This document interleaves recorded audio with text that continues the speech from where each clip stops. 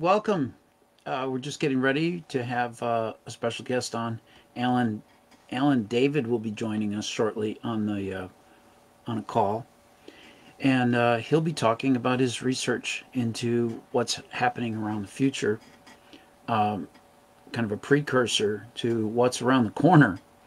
And he's been uncovering for decades information about secret and hidden gems of information, and you'll be delighted, I'm sure, to hear about all of this.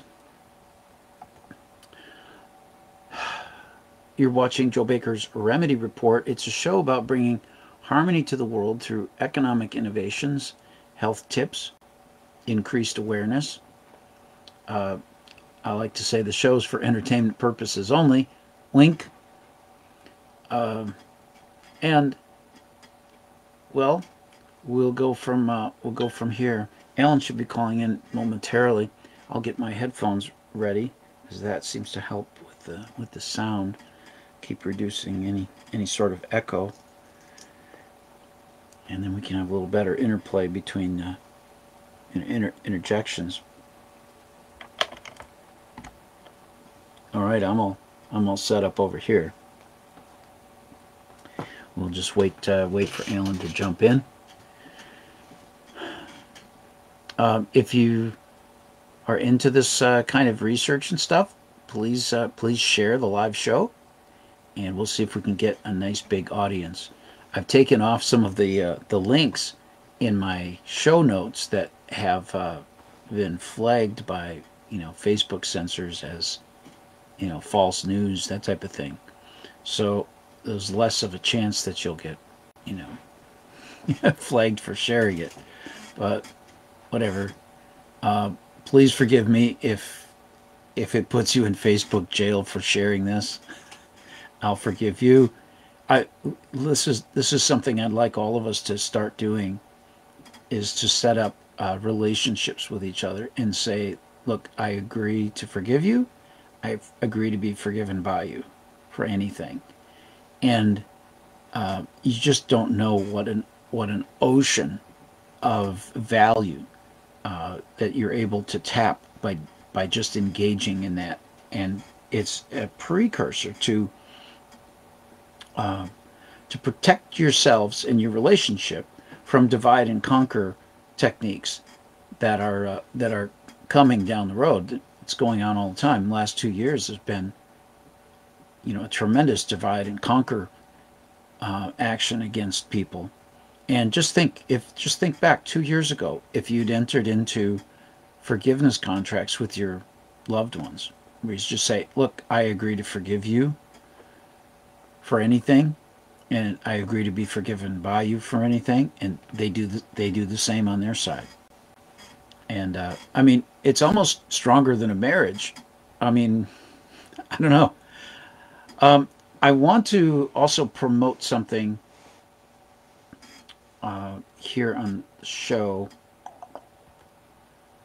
tonight. Let's see if I can find her thing. Denise Maple is doing something here. The Vision Your Life workshop. And so I think I've already signed up for this. But anyway, it's at livelifespiritual.com. It's at 6:30 to 8:30, 2-hour program. $25 is the price, and yeah, sounds good. I'm going to be there. I like the idea of visioning my life. Being able to visualize what it is I'd like to see happen in my life. And Denise does some. She's a Reiki healer. She's also studied finance. She's an associate, some kind of associate professor of finance. She also, teaches people how to get rid of those kinds of beliefs that just don't serve us, limiting beliefs, they call them. So, anyway, there's that. I hope to see some of you in that show a little later today. Let's see. Waiting for Alan. Let's see if Alan's going to call him and see if he's ready.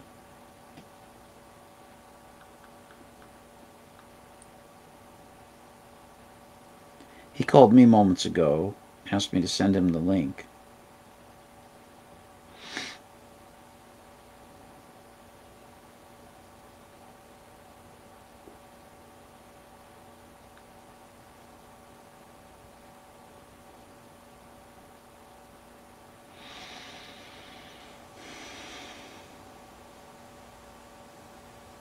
It's a phone. You'd think it'd be easy to make a phone call on it.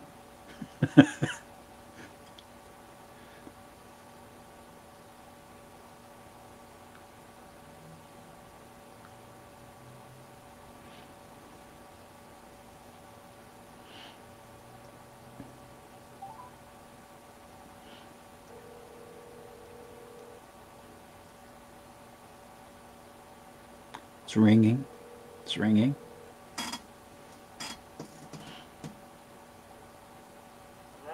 Hi. Are you going to be calling in? It started, the show started here.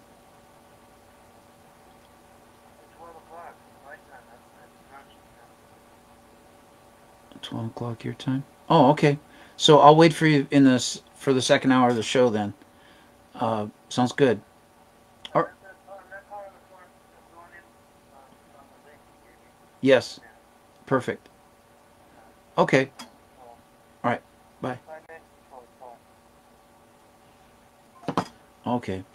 So it'll be at 5 minutes to 12. So that's about a little less than an hour from now he'll join in on the call. It's my mistake. I got it. I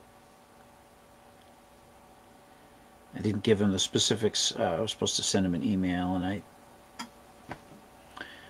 didn't.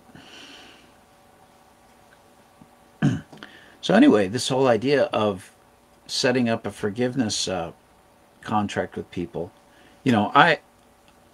I've been working on forgiveness-based economics for some time, and I think it's probably the most impactful thing that you can do in this world is to go gather those around you and start to create a, an interweb of people who are willing to forgive each other.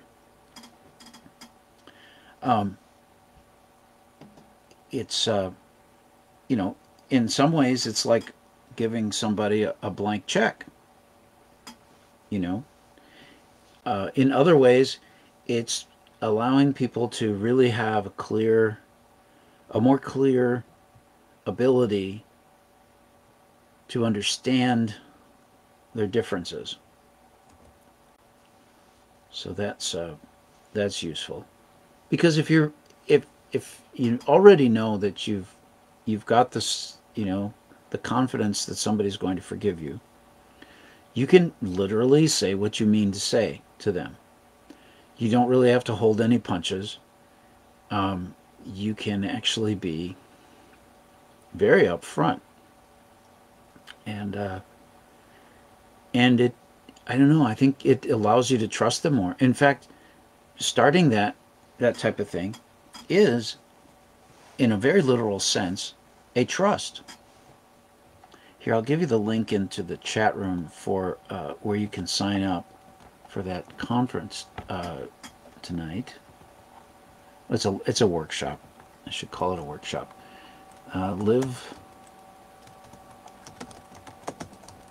Live life spiritual.com, and then you go on into the workshop section.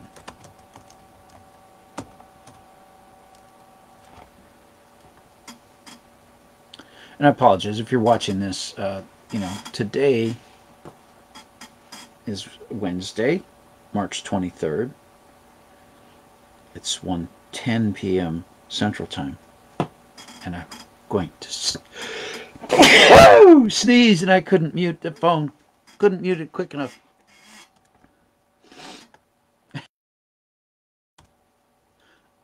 Oh my word. All right, back to me on here. Thank you, Denise. Denise helps me with, doing some custom kind of guided meditations and looking to find beliefs and how to dissolve beliefs that aren't serving me. So that's kind of nice. We've had a session on that already, and then I give her the tuning fork sessions that I do and the sound therapy and stuff. So we've got, kind of an interesting interchange going on. We met at a health and wellness expo, and I did some work on her. Oh, let's see if I can show you.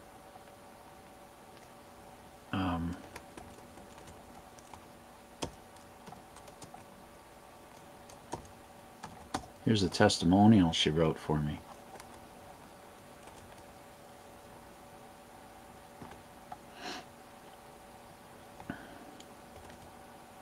She said, Joe's a gifted healer. He is creative in his approach, and that has allowed him to cause positive healing shifts in my body and life experience.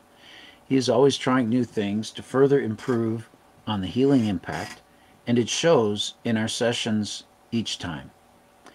As a finance professional, I am intrigued and appreciative of Joe's willingness to offer services to those who cannot pay and his forgiveness capital concept. I am grateful to have found Joe. Thank you so much, Denise. It's so nice to have these all these testimonials in here.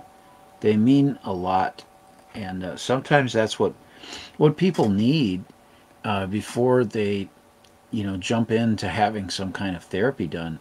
They want to hear what other people's experiences have been. Here's Lacey Skidstead. I lived with endometriosis for years. I lived in chronic pain for a long time. It was an intense feeling of inflammation that I was suffering from. I found Joe, and he did his magic on me without an appointment. I can say now I have been living without any pains. He is a real healer. He is truly a magical person. I would recommend a session with Joe to anyone. He has a gift he can share with you. Here's Clive DeCoral. He says, I'm writing to thank you for your amazing kindness and help when I became ill with food poisoning. Your treatments helped significantly, and your health knowledge was comprehensive. Friend John Wood wrote here, participating with Joe in long-distance tuning fork sessions greatly assisted me with a long-term inflammatory condition.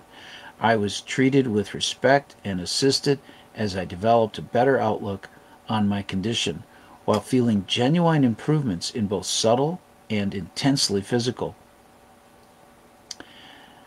Inflammation was reduced not only physically, but my mental and spiritual relationships with my Creator and my own past were refreshed and lightened into a state of refinement. I am now more aware and open to my personal healing journey, and looking forward to working with Joseph in the future with tuning fork healing.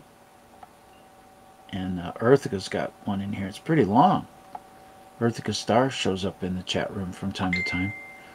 She wrote, Joe Baker's been doing remote biofield tuning on me, using tuning forks to harmonize my frequencies and heal some of the physical, emotional, and mental trauma which has been ailing me.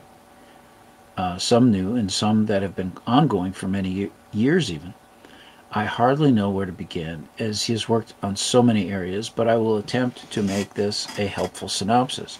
I had some very concerning pain in my kidney area for a number of months, perhaps even years, which went away almost immediately during the first short session. That specific pain has not returned in over a month now. I injured my right hand a couple of years ago, wherein my fingers seized up and would not bend. It was extremely painful. Also sustained serious injuries to both shoulders quite some years ago, and The hand injury seemed to enrage the residual right shoulder trauma, causing a frozen shoulder condition that made it difficult to sit or sleep comfortably. Joe's tunings helped these conditions significantly, though they are still present, and my fingers still do not bend. The pain in my hand and the constant electrical pain that seemed to shoot down my arm from my neck through my shoulder to my armpit and down to my hand is diminished by about 25% since he worked on that area. Joe has focused on many of my fears and emotional past where I had crying fits just out of the blue for decades. That rarely happens anymore, and if it does surface now and then, I find it is no longer out of my control. Recently, Joe began a new practice of designating his energy body to an allotted time dedicated to accompany my energy body in its healing, wherein Joe can free up time for other things while his intent still resides with me during that allotment. Joe's worked on a mold toxicity condition which almost took my last breath recently, and it manifested as a buzzing in my head, snapping, and percussive amplification of sounds, including my own breathing and of the slighted vibrations. This condition had been happening for a couple of months solid with no real relief, and after our latest session, it was miraculously reduced by about 50%. A subsequent session today reduced that annoyance again by perhaps another 20%. I have a lot of confidence in Joe's authenticity and integrity. We lived in the same house over a decade ago, and he was also practicing other forms of energy healing on me then using copper rings, orgonite, crystals, and vision. He is an amazing energy healer, and I cannot even begin to do justice to his abilities and his genuine love and compassion for healing others.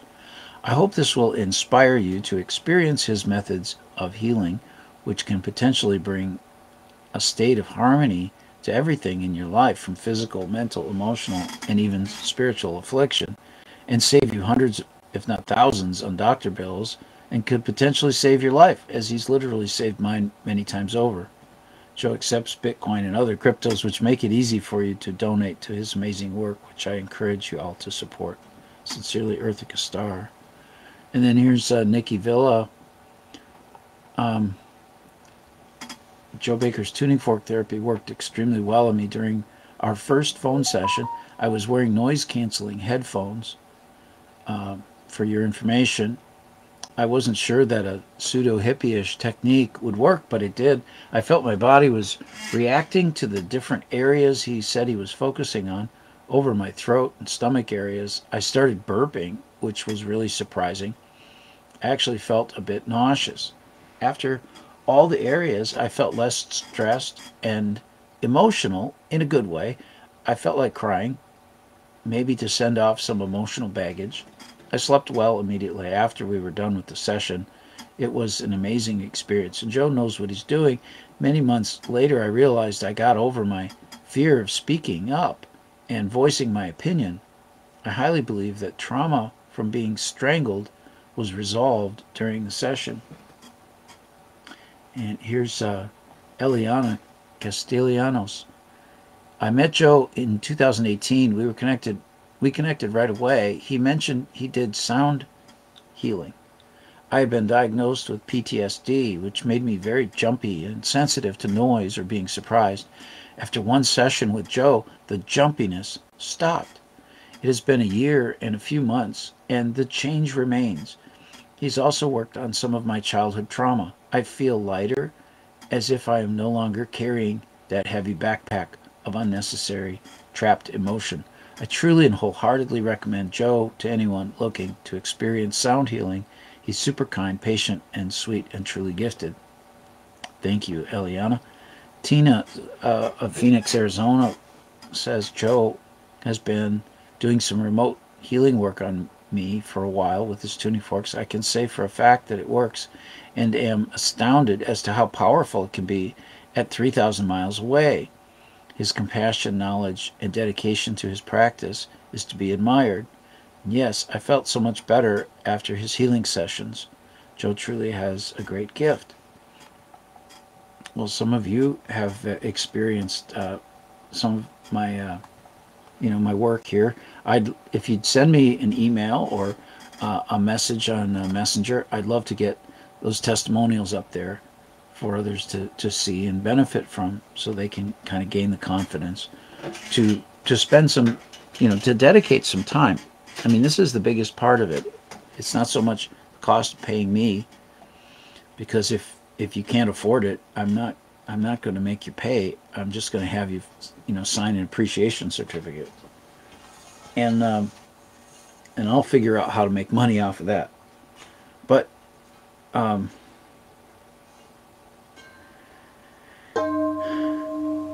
these vibrations are very powerful, and it helps for us to expose our body routinely to the energetic vibrations of resonant sound. And sometimes you just want to. I can take these off. I don't need them on right now. I'm looking into. I saw a paper talking about stem cells and how they seem to get activated when there's a mechanical force present, mechanical actions, and vibrations are definitely a sort of mechanical vibration. And strangely, the action at a distance phenomena that Einstein talked about, the spooky action at a distance is how he referred to it, is easy for me to accomplish for most people.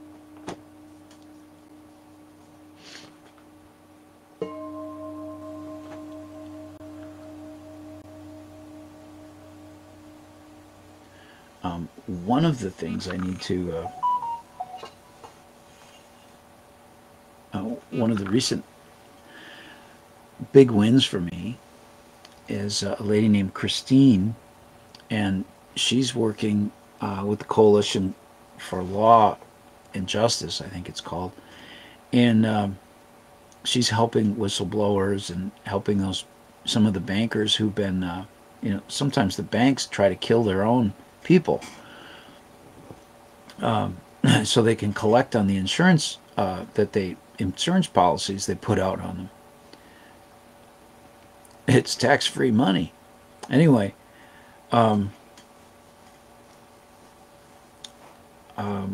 there's also a lot of fraud with the International Monetary Fund, and whistleblowers like Karen Hudes are part of that coalition, and it involves a lot of countries. And there's what they allege is that there's a large repository of gold that is for the people of the earth, and and that actually the people who are saying we're in debt to them are in debt to us. So it kind of goes around the other way, shifts things, and anyway, Christine is on a team of people that are fighting the corruption, and she's being attacked in ways that make her more stressed out, these types of things. And it could be a kind of a spiritual attack or whatever, but she finds that listening to me, even to recordings of me playing on this tube, it's 88 and 7/8 inches long, so almost 89 inches. That cut mark was brought to me by intuition. Hey Don, good to see you there. We'll have a special guest on later in the show. At the top of the hour, Alan David will be joining us, and he's going to give us about an hour of kind of a lecture on his studies. He'll be doing that every Wednesday.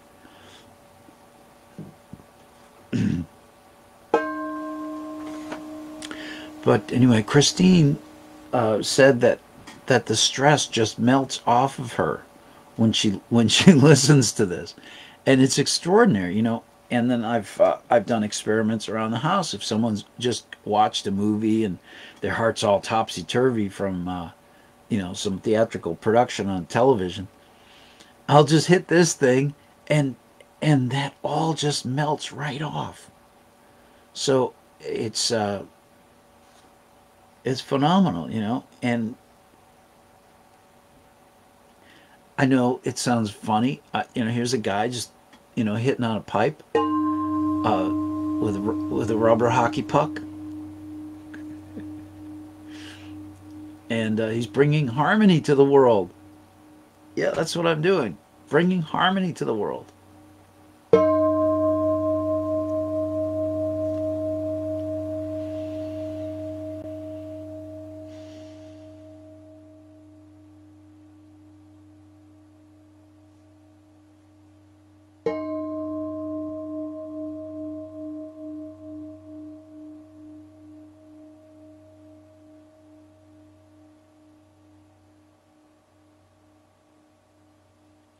I can hear the birds outside. I wonder if you guys can hear them.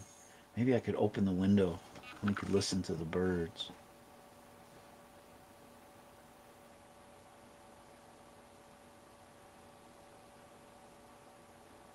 It's a subtle sound.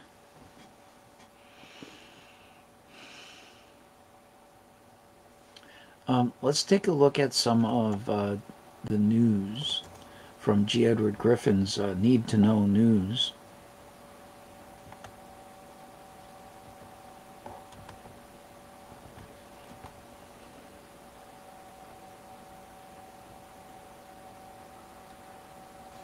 Um,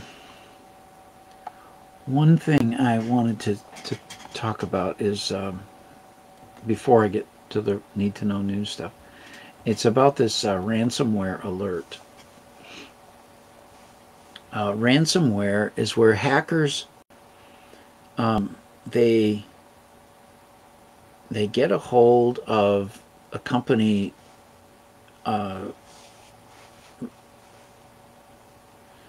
computer resource like the file server where all the files are stored and stuff, and they start encrypting all the files in a way where that it can't be used unless they make you pay them some cryptocurrency. And so there's this one called Avos Locker ransomware. It says it's a ransomware as a service affiliate-based group that has targeted victims across multiple critical infrastructure sectors in the United States, including but not limited to the financial services, critical manufacturing, and government facilities sectors. Avos Locker claims to directly handle ransom negotiations as well as the publishing and hosting of exfiltrated victim data after their affiliates infect targets. As a result, Avos Locker indicators of compromise vary between indicators specific to Avos Locker malware and indicators specific to the individual affiliate responsible for the intrusion. Well, anyway, what I'm trying to say here is that if you need help with your information technology needs, I've got a lot of skills in that direction. You know, here's the kind of message that somebody might get from this kind of thing. Your system has been encrypted and your confidential documents were downloaded. In order to restore your data, you must pay for the decryption key and application.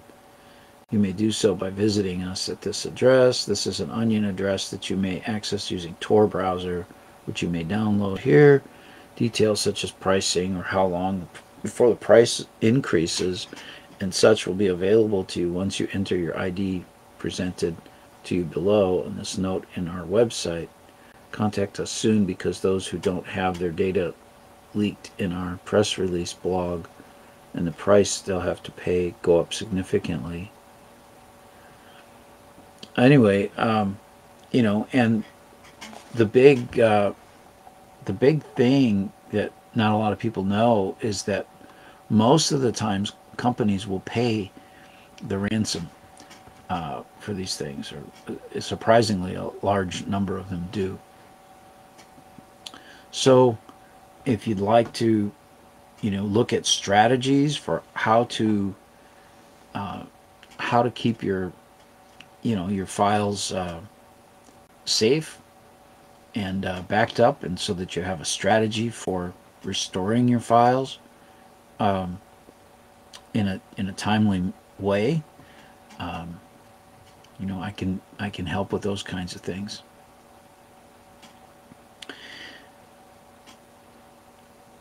And maybe I could even put in um, a word for Stark. Let's see, John Stark. John does work in this regard, and it's kind of funny I mention him because I've earned the right to call him a terrorist of sorts. He worked for the FBI and for the SEC. Worked as a law professor. John Reed Stark is his name. Oh, and I'm trying to get rid of DuckDuckGo. I really don't want to use it anymore.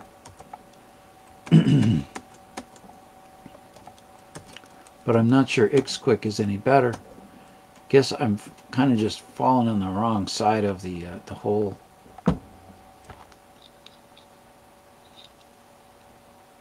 craziness going on with Ukraine and Russia.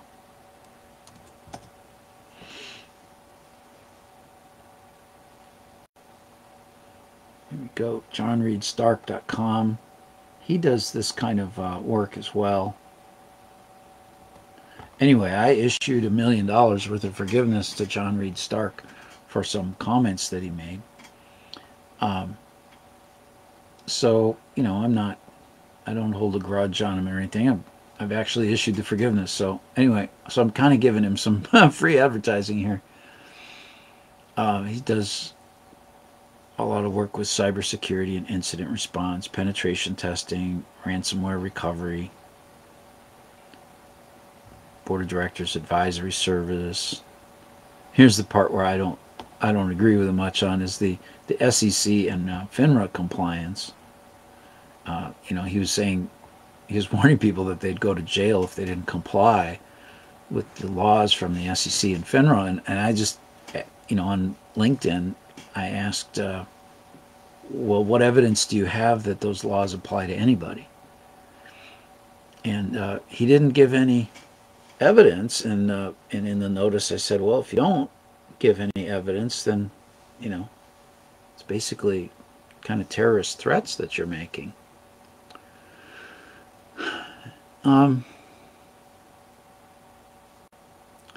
But anyway, I kind of think he's a good guy. I mean, obviously he's into the whole government.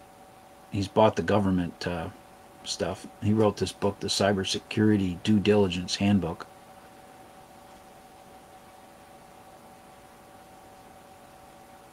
Oh, and I'm showing you all this. I'm talking as if you're seeing everything I'm doing here, and that isn't what happened.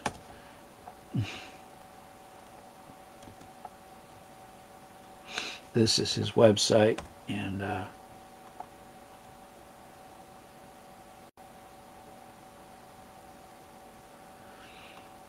let's see, 15 years as an SEC enforcement attorney, leading cyber-related projects, investigations, and broad range of substantial and pioneering SEC enforcement actions.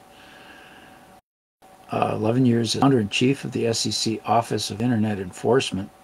5 years as senior lecturer of law at Duke University School of Law, and 15 years as an adjunct professor at Georgetown University Law School teaching cyber law course. 10 years as a guest instructor teaching an annual law enforcement and technology in-service lecture at the FBI Academy. 5+ years as a managing director. 3 as head of the Washington, D.C. office of a global digital risk management firm, leading cybersecurity, incident response, and digital compliance engagements for corporations and related entities. 20 years as a globally recognized data security expert and published author and commentator. Yeah, so, the guy's been busy with all this stuff. And, I know this, the cybersecurity stuff is something that affects us all, whether we believe in government or not. And I can just say that, it's it is important to be prepared and be ready for these kinds of things. I heard about this particular incident, so last night I made sure to make sure all my systems were all the Forgiveness Capital stuff, the digital infrastructure was all up to date. It's probably a good time to check, make sure your phones and your computers are good on all their updates as well. Hi, Annie. Good to see you in the chat room. Thank you for being here today. Oh, and Don's like, why? I like the duck. Well, the duck, DuckDuckGo, is censoring their responses. They're trying to block the Russian perspectives about the war in the Ukraine. And those are mainly that there are bioweapons labs like funded and directed by the United States in the Ukraine near the border of Russia. So this was the actual provocation, I think, for the war, was something the United States was doing. So we may find ourselves at war with Russia, and apparently they have some new kinds of missile delivery systems that go at like Mach 8, extremely fast speeds.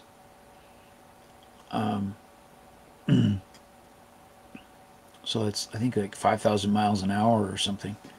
And they say these, like, they can hit London in, like, I don't know, 5 or 7 minutes, something like that.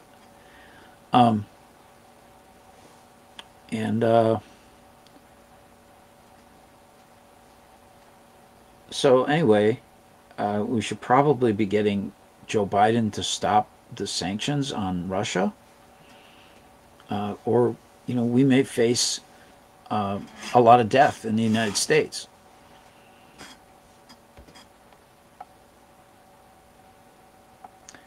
Oh, what do I mean about bringing things up to date? Your phone and your, the apps that you have installed on your phone need to be updated so that they don't have vulnerabilities in them, or so they have fewer vulnerabilities in them. Sometimes, the manufacturer and the FBI or the National Security Agency, they tend to make some of those vulnerabilities secret so they can use them themselves on your phone. They just think they have the right to do that. I doubt that they do, but nevertheless, sometimes the governments themselves are the biggest culprits in cyber warfare. And,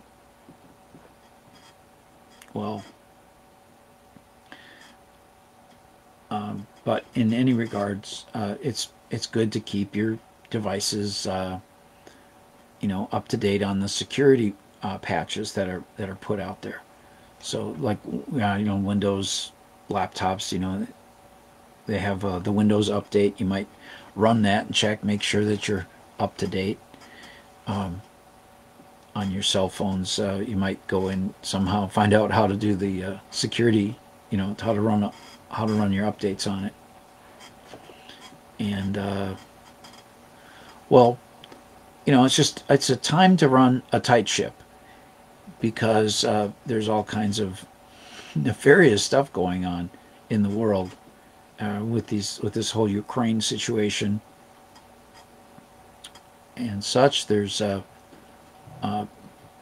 people are talking about hints of cyber warfare occurring. What would cyber warfare mean? It would mean like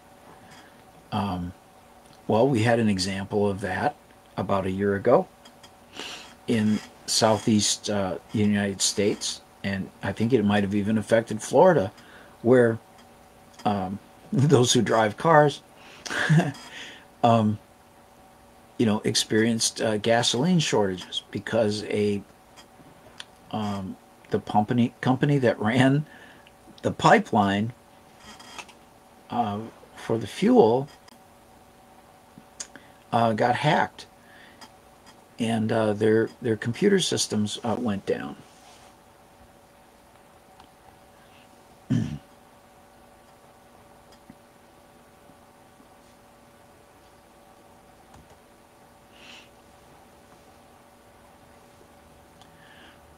Well, there is something going on now with this, what I mentioned, kind of a ransomware type of thing. It doesn't affect usually the people who are, with your laptop and, you at home and that kind of thing. Those are attacks that are usually, ransomware attacks are usually focused on corporations, manufacturers, governments, um, big institutions where they can, get, a certain amount of money out of them without, without them really blinking an eye. I was called on to help with a corporation where they were attacked with ransomware, and they paid it, but they wanted to go through extraordinary efforts, of backing up all sorts of other things that were still good, and they didn't want to trust the program that was going to decrypt everything. And I mean, like, they've already got you, and so anyway, there are great tools that you can use in your business for making snapshots of your file system, so that, like my websites, all those websites, I can roll back to what they looked like 5 minutes ago, 10 minutes ago, 5 minute increments for an hour, hourly increments for 24 hours, and weekly increments, and monthly increments. I've got revisions of all that kind of stuff that I can roll back to in a very short period of time. And that's the beauty of using advanced, what are called in computer terms, advanced file systems. And probably one of my favorites is this one called ZFS, the Zettabyte file system. And it used to be a company called Sun Microsystems. They put it together. I think that got bought by Oracle, and so anyway, that's been migrated over to work on the Linux operating system, and so I use the Zettabyte file system on my little data center. So it's pretty great, and I'm just happy as a clam with it. I went into my sites last night and again this morning to check to make sure all the updates were taking properly, and that I was running a good tight ship in terms of my security on there.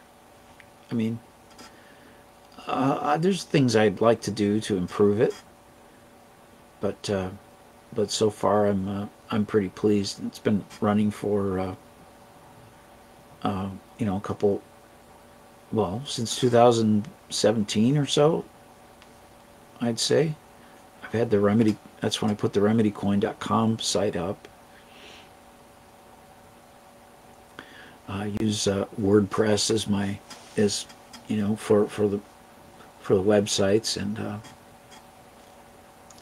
some versions of Debian Linux that all runs on top of, and Maria MariaDB databases for each one of them.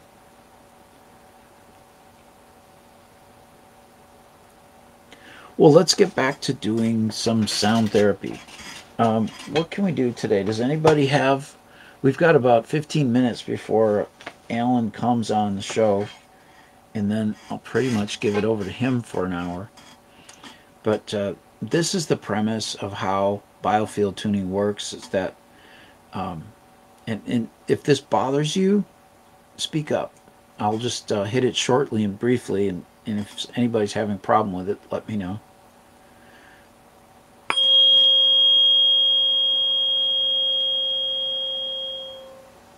There you go. And if that triggers you to cry or feel anxious and so forth, we can work on that so that it doesn't do that. It kind of needs a little bit of time.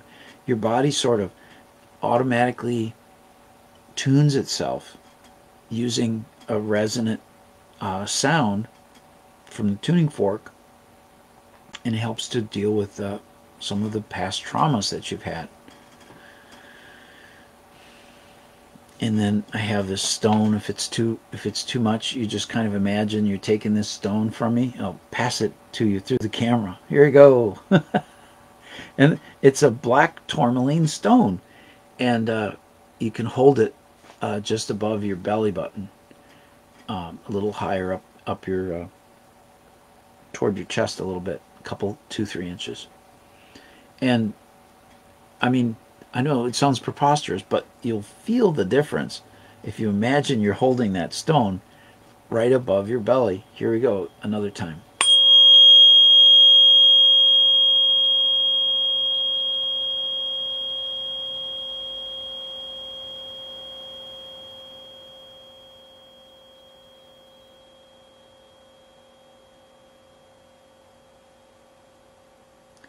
I'm just imagining that this sound is going everywhere it needs to go.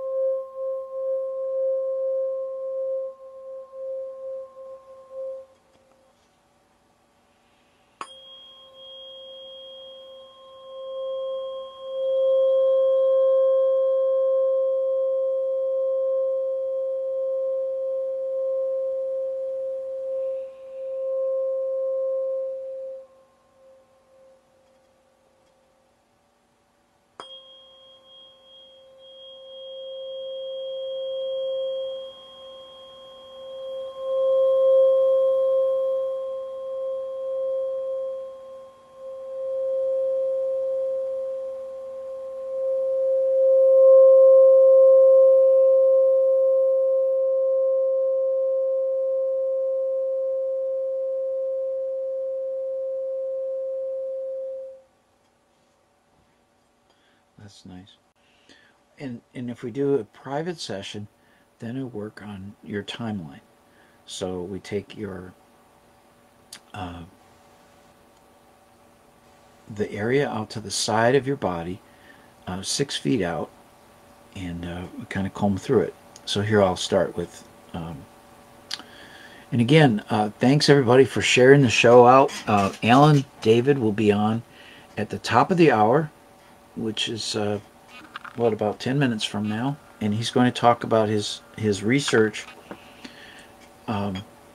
Forgive me, I don't have the title of the book offhand. It's something about, you know, a precursor to the future around the corner, and so that's coming up.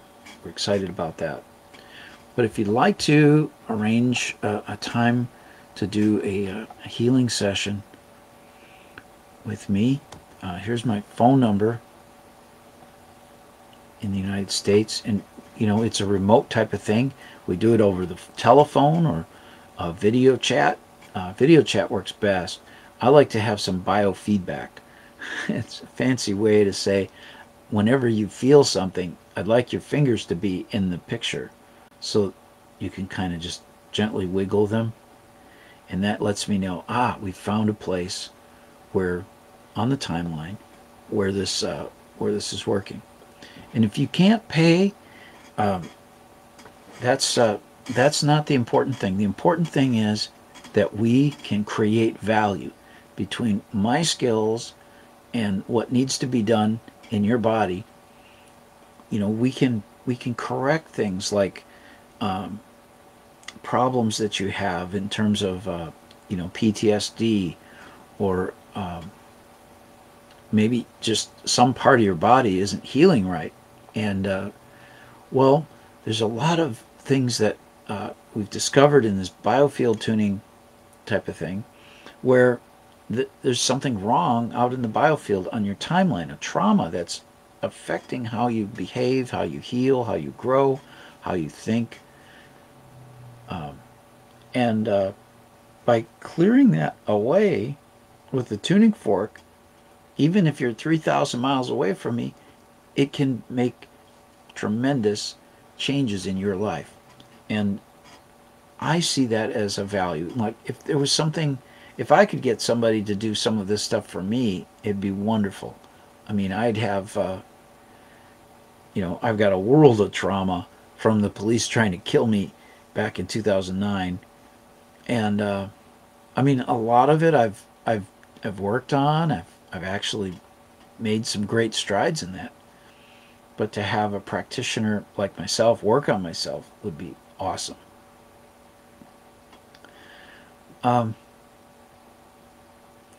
And the amount of appreciation, I'm working on a monetary system based on acts of forgiveness or appreciation.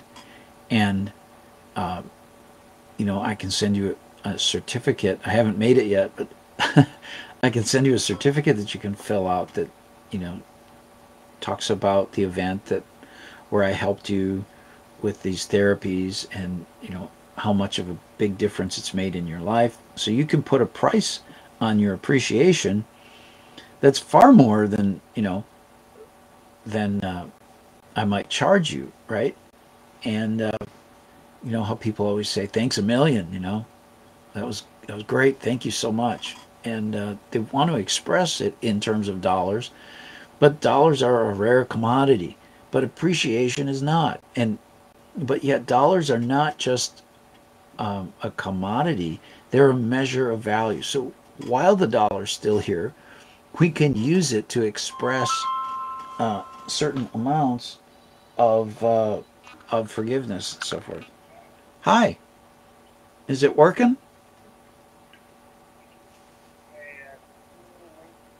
Oh, okay, I'll send you another one. Yes, to your email. You're welcome. Bye. Send Alan the link again. We all know how things get deleted by accident sometimes.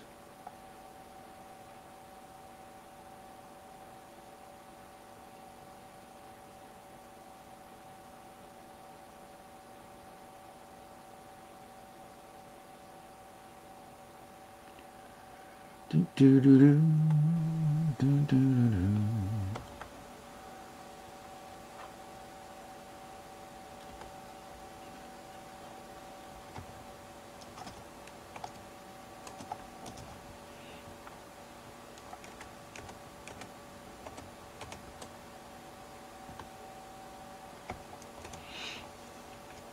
Off it goes. So we'll have Alan David on shortly. Alan David and I go way back.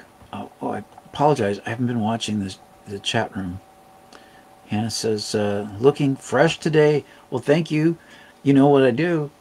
I just I go in the bathroom. I put a little water in my hair, and then I take the soap dispenser. Those foamy soap dispensers. You pump it, and then the foam comes out.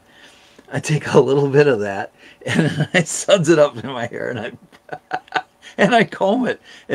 It's probably horrible for my scalp. I don't know, but it works as a really cheap hair gel. And then I quick shave because I didn't quite get my routine all done today. But I got a lot of chores done around the house, so that counts for something. Hello, Phyllis. Good to see you. Good to see you. And Hannah's laughing as she cries with her emojis. Ah. So Alan will be jumping into the call here very shortly, and then we can get started on that. But Alan was there, and he can tell you that I told him about buying Bitcoin back in September of 2009 when you could buy 4 Bitcoins for a penny. I mean, that's the only price back then was that somebody had bought a pizza with Bitcoin, and it was a transnational transaction, and somebody had dollars to spend, somebody had Bitcoin, and then there was a pizza place. So anyway, the whole thing got arranged and for delivery of 2 pizzas, and it was 10,000 Bitcoins. Man. So I was watching, the pulse of the whole controversy about the banking system, the mortgage meltdown, of course, 2008, and well, Alan was very interesting to me because he was helping to write a lot of the legal briefs for Earthica Starr, doing who was challenging a foreclosure of her home, and I was all excited about that. My biggest desire at the time was to be a part of a mortgage foreclosure case where it would go all the way to the Supreme Court, and there would be this reversal, that freed everybody from their mortgage payments and gave them their houses free and clear. So I think this case was about as close as I could have hoped to get. The GMAC mortgage people, General Mortgage Acceptance Corporation, they their mortgage division basically went into bankruptcy protection over this case, and a lot of underhanded, dirty things were going on. And this was corruption in the Kern County Superior Court, and the corruption went from the clerk backdating the bank's notices and so forth, because first in time is first in line in terms of how these motions and all that kind of stuff go. And if you're late on these things, you lose your opportunity to be first, and kind of like the element of surprise, all of that kind of thing can be of benefit in a legal proceeding. I mean, that's not quite true, but it gives you an idea. So anyway, there he is. Are you ready, Alan? Give me a thumbs up if you would. Okay, I'll bring you on then.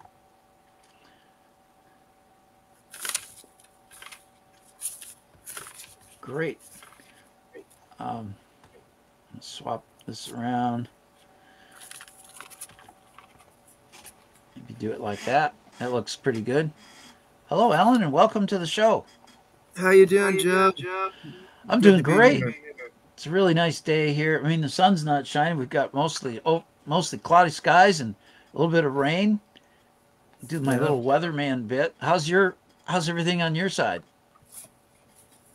Well, I'm looking out the window. Looks like a blue day, blue sky day. I don't know how long that'll last with the chemtrails. A lot of times you have a blue day for a couple hours, and then all of a sudden the sky is covered with chemtrails. They can move those things in pretty damn quick.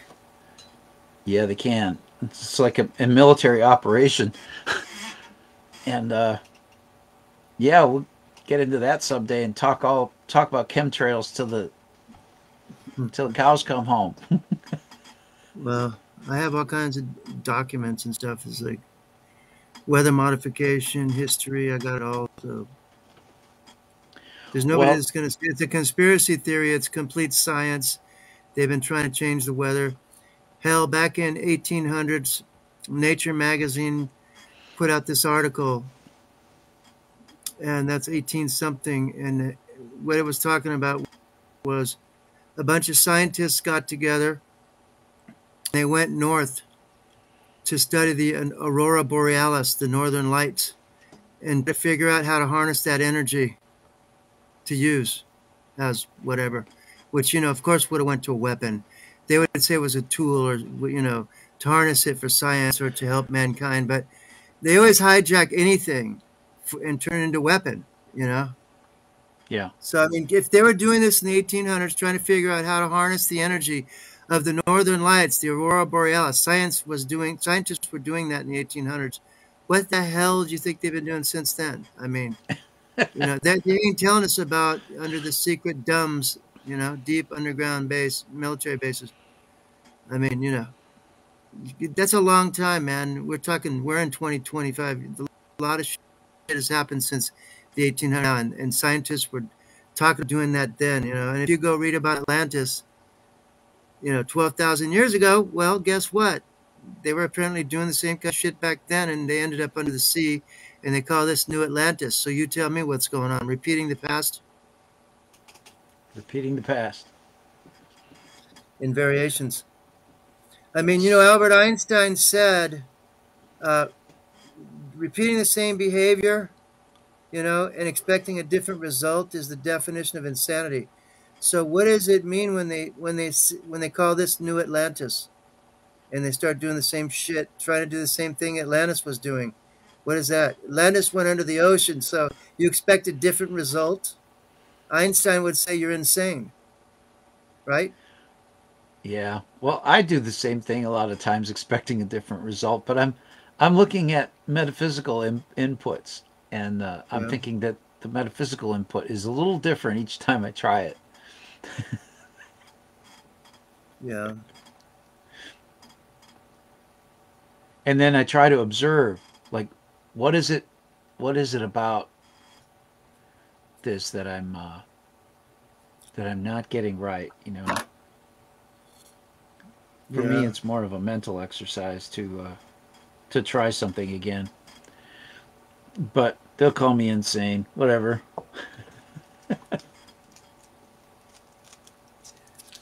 Well, I was going to read from some stuff from my book, but right now I'm having a problem with it. But I've got a number of things that I can review and read. Um, some things that I'm working on in my research and that I've discovered. Whatever Some you'd like, interesting, whatever you'd like to do, also Alan.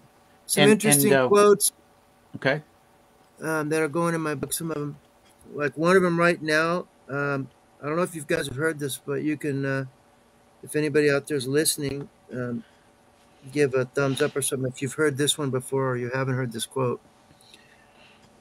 Moral courage is a rarer commodity than bravery in battle or intelligence. Each time a person stands up for an idea, or acts to improve the lot of others, strikes out against injustice, he sends forth a tiny ripple of hope and crossing each other from a million different centers of energy. And daring those ripples build a current that can sweep down the mightiest walls of oppression and resistance.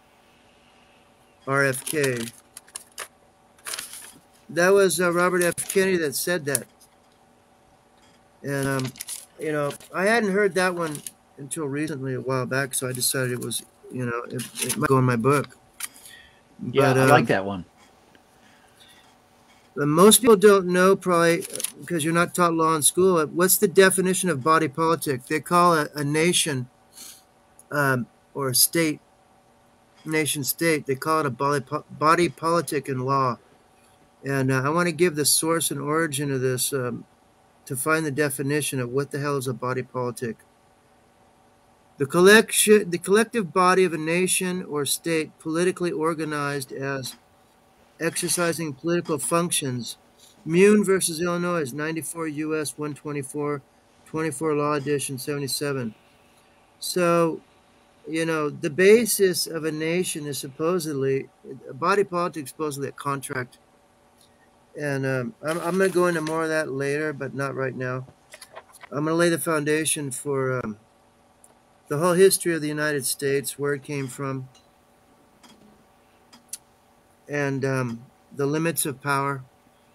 Originally, how it was originally designed, which was it was delegated power to the people and the states, and it was limited. The federal government was limited. It was inferior to the states or the people. Now they've set something up to where they've got people brainwashed to believe the federal government is superior, and that it can do whatever the hell it wants, because it's got, like, the NSA, the secret shadow government, and all this crap, CIA, and secret space program, and it's gets to steal trillions of dollars of taxpayers' money and disappear into a black hole and all this shit. So who can keep track? And they can do whatever they want, right? So people need to know. Number one, the Supreme Court. John Adams was a lawyer. He was one of the founders. And he was a lawyer, and he's quoted in his, if you ever get a copy of his writings, you'll find John Adams stated, before the Supreme Court stated, he stated that this new government, 1787, United States of America, Constitution, and all this, he said it's a government of laws and not of men. Okay? Some years later, the U.S. Supreme Court echoed what he said in a case. John Adams said it first. And later, in Myers versus United States, 1926, 272 U.S. 52, the U.S. Supreme Court said the same exact thing. And I'm going to quote it. I'm going to quote from it. Let's see if I can find it.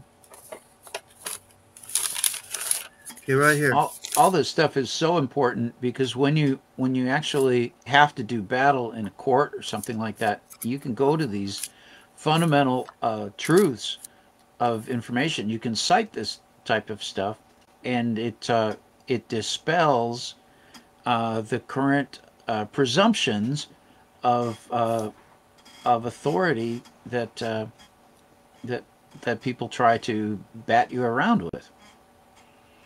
Okay, in Myers versus U.S., 1926, 272 U.S. 52, the United States Supreme Court stated in footnote 281, page 292, 272 U.S., quote, checks and balances were established in order that this should be a government of laws and not of men. So what in the hell are they talking about? They're echoing what John Adams said before that in the 1700s. And does anyone know what the hell that means? What is a government of laws and not of men? In the Federalist Papers, what it says is that this was a republic. The type of government was a republic, and their definition of it in the Federalist Papers is a government by, of, and for the people. So and when I say a government of laws and not of men, it seems they're referring to a group of men who want to, take over and control everything. It's like, okay, there's going to be a group of men who are going to come in here, and they're going to play God. They're going to want to hijack this whole thing and play, Father Superior, and we're going to want to take control and just do whatever the hell they want. And maybe that's the secret societies, but we're here to tell you this is a government of laws and not of men. So just ignore those men who are trying to hijack your government, okay?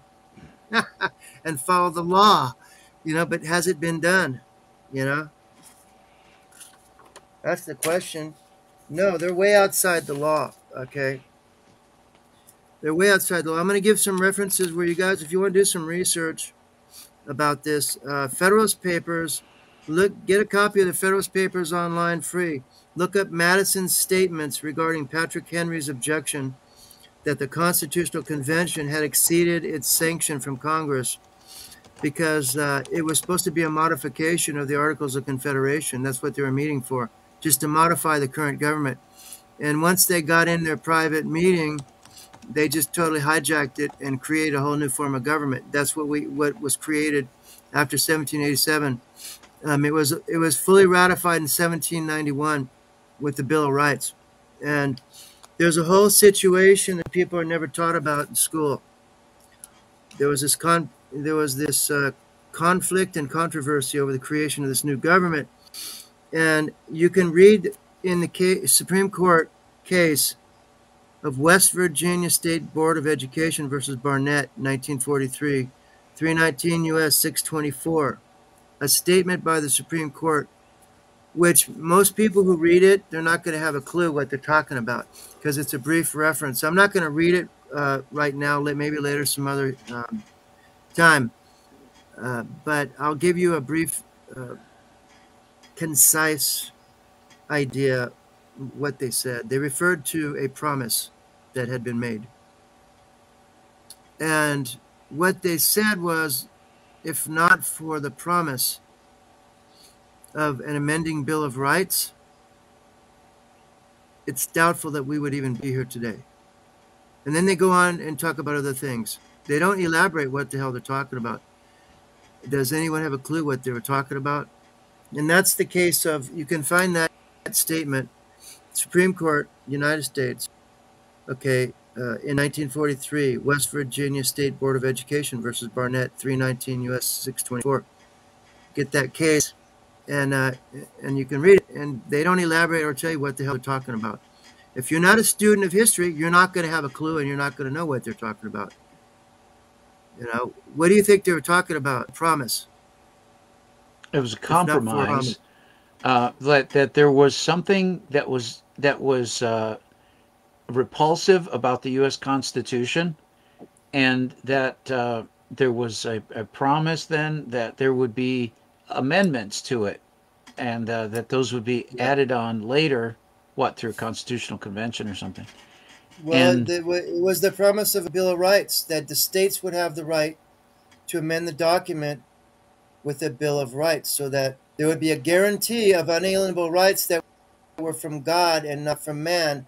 So man could not repeal or take away those rights. It's coming from God, only God could take it away. In other words, it was a virtual guarantee that people would remain sovereign and have sovereign rights, regardless of what men these conspiring men of secret societies wanted to do, their ulterior motives and their long-term plans of hijacking, taking it over, because the founders weren't dumb. They were very learned people, and they knew the history of democracies in Europe, and they talked about them, that they always devolved into tyranny. And if you go back to Plato and the five regimes, Plato's Republic and the five regimes, the five types of government and the five types of men who rule them, as far back as 2,300 years ago, Plato wrote about this, and he said, of the five types of government there are, democracy is the worst because it always devolves into tyranny. Well, fast forward back to, John Adams, and John Adams is quoted, and he's a bar attorney, the one that said this, what I just quoted earlier. This is in my book. The next time when I talk, I'll try to have my book up. I'm having a problem with my other computer, and that's where it is. That's why I don't have it, but I'll read from it. And one of the quotes is that John Adams stated that there hasn't been a democracy yet that didn't destroy itself or commit suicide. So you tell me what's going on in the United States right now. They, this was originally a constitutional republic, a government of laws and not of men, by and for the people. But they totally, they start altering it right from the beginning, and at some point they start calling it a democracy. Okay, remember what Adams and what Plato said about democracies. John Adams says they commit suicide. Plato says they always end in tyranny. They're the worst. So what are they telling you when they start calling it a democracy?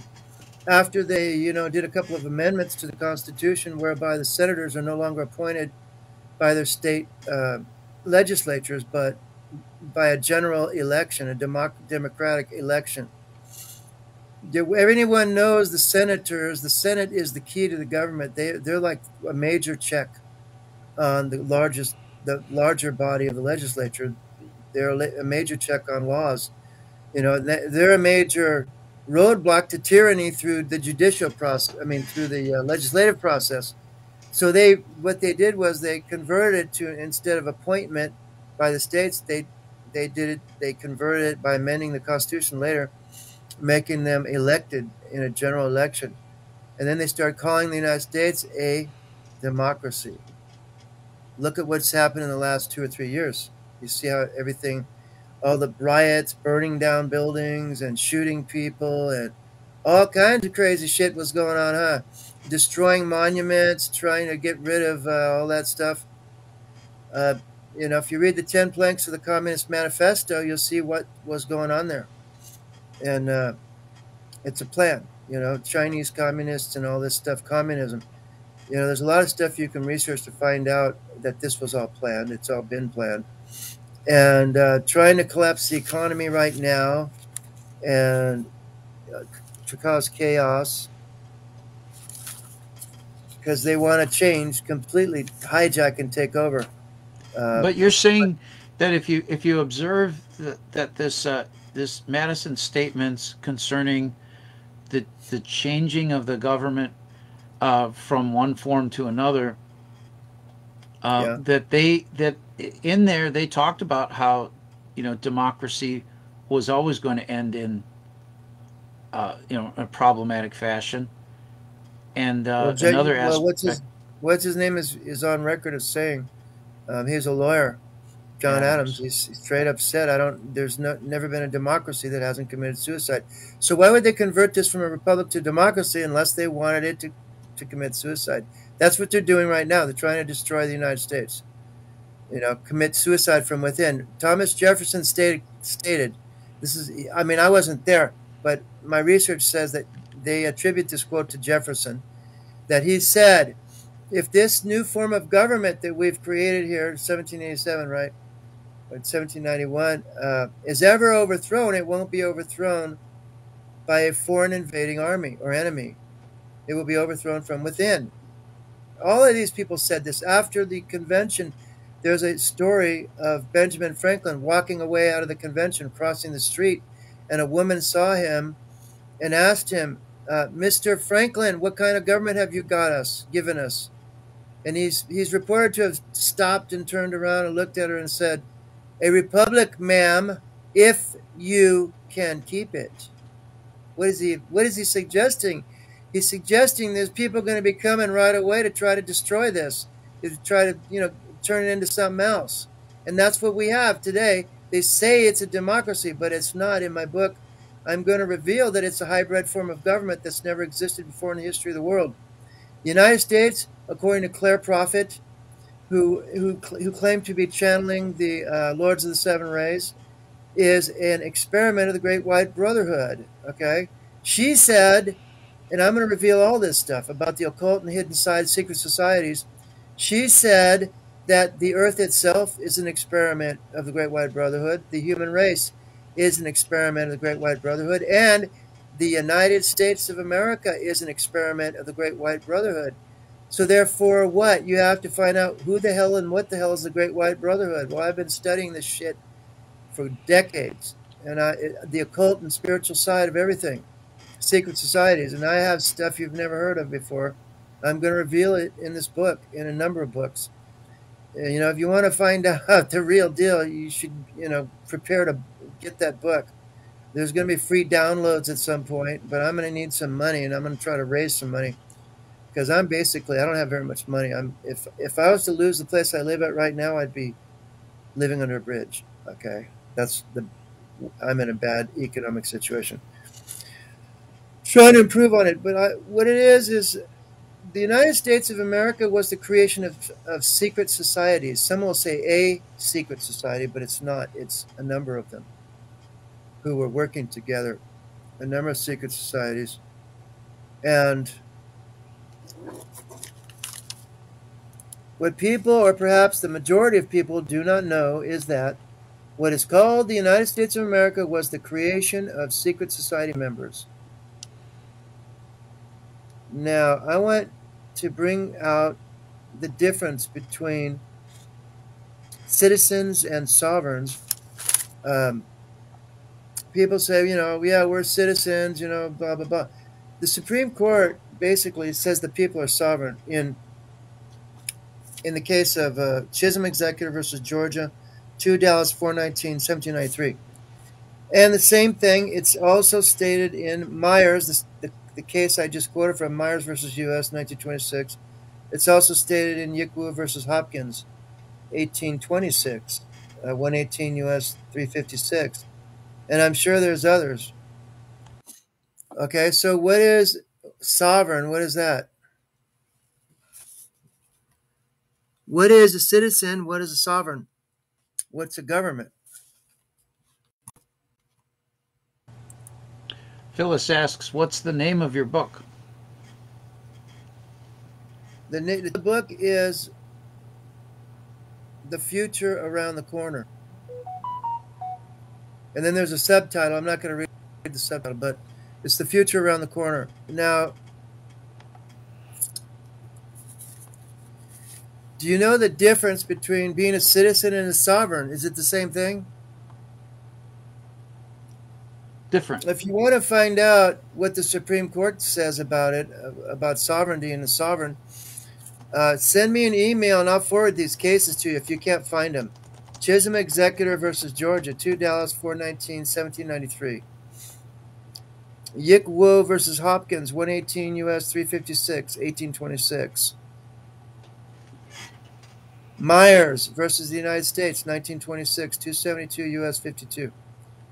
Okay, the United States Supreme Court at some point talks about sovereign rights. Do you know what that is? It's the Bill of Rights. The Bill of Rights gave us sovereign rights that cannot be taken away by man or governments. That's the difference. They're called inalienable or unalienable rights, which means they can't be separated from the individual. You can't even waive them, okay? Now, you can be fooled and deceived by your own ignorance, and they can get you to believe lies and bullshit, and they often do. They don't teach you the truth in public school, okay? Since when have they ever taught comprehensive law, history of law, or the foundations of our system or the government of law in public school? They never did, never will, never do. Why? Because it's the key to the whole system. If everyone was an expert in law, guess what? We would have a completely different world today and a completely different United States of America. They never would have been able to hijack it. That's why they did not teach law to the masses. Because the secret societies planned to hijack this government from the beginning. They planned to convert it into what they wanted. They planned to create a world government. That's all. If you research the Masons, Illuminati, and others, the Jesuits, a bunch of secret societies, even Rosicrucians, Martinists, you know, Illuminati, there's a bunch of them that are called Illuminati. If you research them, deep research, you'll find they've always had a plan to do this, to set up a world government on this continent. It's called New Atlantis. It's the plan of John Dee, Queen Elizabeth, and Francis Bacon, and others that were with them. And there's two secret societies that were originally involved, Masons and Rosicrucians, who were under John Dee, and then after he tutored Francis Bacon, he passed them on to Francis Bacon. There's a woman who wrote a book called uh, Francis Francis Bacon and His Secret Societies by Mrs. Potts or Mrs. Pott. Anyway, I have that book somewhere, I want to and interject. Phyllis is saying something about sovereign is an adjective, citizen is a noun, and then she clarifies, as in sovereign citizen. There is no sovereign citizen is not. that's an oxymoron. There's no It's an such thing. oxymoron. A We're not sovereign talking about is a what you're noun. talking about, the rules of English, okay? We're not talking about that. This is law, terms of law. It's law. Law's not the same thing. Believe me, legal definitions and meanings of words are different than what you think it is when you're talking about the rules of English. It's not the same thing. They have legalese is its own language. It's it goes back to Latin and all kinds of stuff. And there's a thing called terms of art, artifice. Okay, art in when you hear the word terms of art in law, a term of art, you might think of Pablo Picasso or Leonardo da Vinci or Michelangelo, artists, right? Great painters, Cézanne and whatever. But no, that's not the art we're talking about. It's short for artifice. Artifice is basically a device, and it's used to mislead or deceive people, the ignorant, basically. It's used against your ignorance. Have you ever heard of the term double entendre? People will say something that's vague or ambiguous. It's in a general sense, and it's intended to give you perhaps a certain impression or a certain wrong conclusion, get you to misinterpret, and it may have another meaning. That's what they call double entendre. And people who are in the know, who speak the code, who know the code, will get the right message, and the people who are ignorant will get the wrong message. They will get this generalized conclusion or interpretation. This is games that these people play. They're members of secret societies, and they know all this shit. And they know psychological warfare, mind control, all kinds of shit. And I've studied all this stuff for decades, and you wouldn't believe what I've discovered. I'm not going into that right now, but in the history of Western governments, and indeed the whole history of ancient civilizations of governments, what you'll find out, and this I'm talking about every major continent where there's ancient civilizations, like Asia, India, Europe, Africa, America. You will find, if you do enough research, that they'll have a common denominator in their history of governance and rulership. And what that is there's this thing called the divine right of kings. It goes back anciently to the gods. The divine right of kings was set up. A bunch of kingdoms were set up long ago to rule. And the gods were the ones that did it. These beings that came down from heaven or from the stars. And that's even in the Bible. It tells you the sons of God came down, blah, blah, blah. And they tell you about how they set up these kingdoms, okay? The form of government they set up is called the divine right of kings. And what the general meaning of it is, in here, like if you're here in America, you may have heard of it through various sources. And there's a generalized meaning that they give. And basically they're saying that, well, it's from God. God authorized this rulership, them to rule. Okay, and that's what a lot of people believe. They believe, well, God authorized the giants or these gods to rule over man, and so you have to obey, because it's ordained by God. Okay, and that's the general vague, understanding of what is meant by the divine right of kings. Okay, but there's always two things in a duality construct, and this is duality. There's always a pro and a con, a positive and negative, and there's the other side of this coin, that the fallen, that there's these fallen angels who came down, and the book of Enoch. Read the book of Enoch, and you'll find out about that story. And they'll say they rebelled against God in heaven, and they were cast down, and they're the ones who came down and made it with the daughters of man, and they're the ones who set up these kingdoms, and that's where the divine right came from, to rule. Right, divine right of kings. Well, divine right of gods, who were the original kings, right? And eventually, you'll find out that according to different sources, at some point these gods groomed chosen humans, and they may have been hybrids. Okay, the hybrids that they produced through mating with human women, they groomed them and basically taught them, trained them to take over rulership for them. And they're hybrids, and some will call them the Illuminati. They believe that they're above the normal ordinary human, that they're hybrid from the gods, and their bloodline goes back to the gods, and that therefore they have inherited the right to rule under the divine right of kings that the original gods had. Now that's who these people are, the bloodline families of Europe and in other places around the world, the ancient civilizations. You can find the same thing, divine right of kings. And it's all by bloodline inheritance, by birth. You inherited at birth. But that's not the way we adopted rulership here or governance in the United States in our history. You understand? We separated from Britain. They still have that going on, the king and the queen. That's the divine right of kings line and bloodlines. The aristocracy and nobility are the favored people who are, because they're all of the bloodlines that they believe go back to the gods and give them their right to rule. So that poses this great problem because they created secret societies. They created the corporations to serve the crown.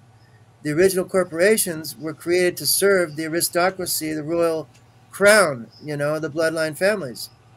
So it just goes to follow those who control all the powerful corporations in the world are bloodline family members, and they're members of secret societies.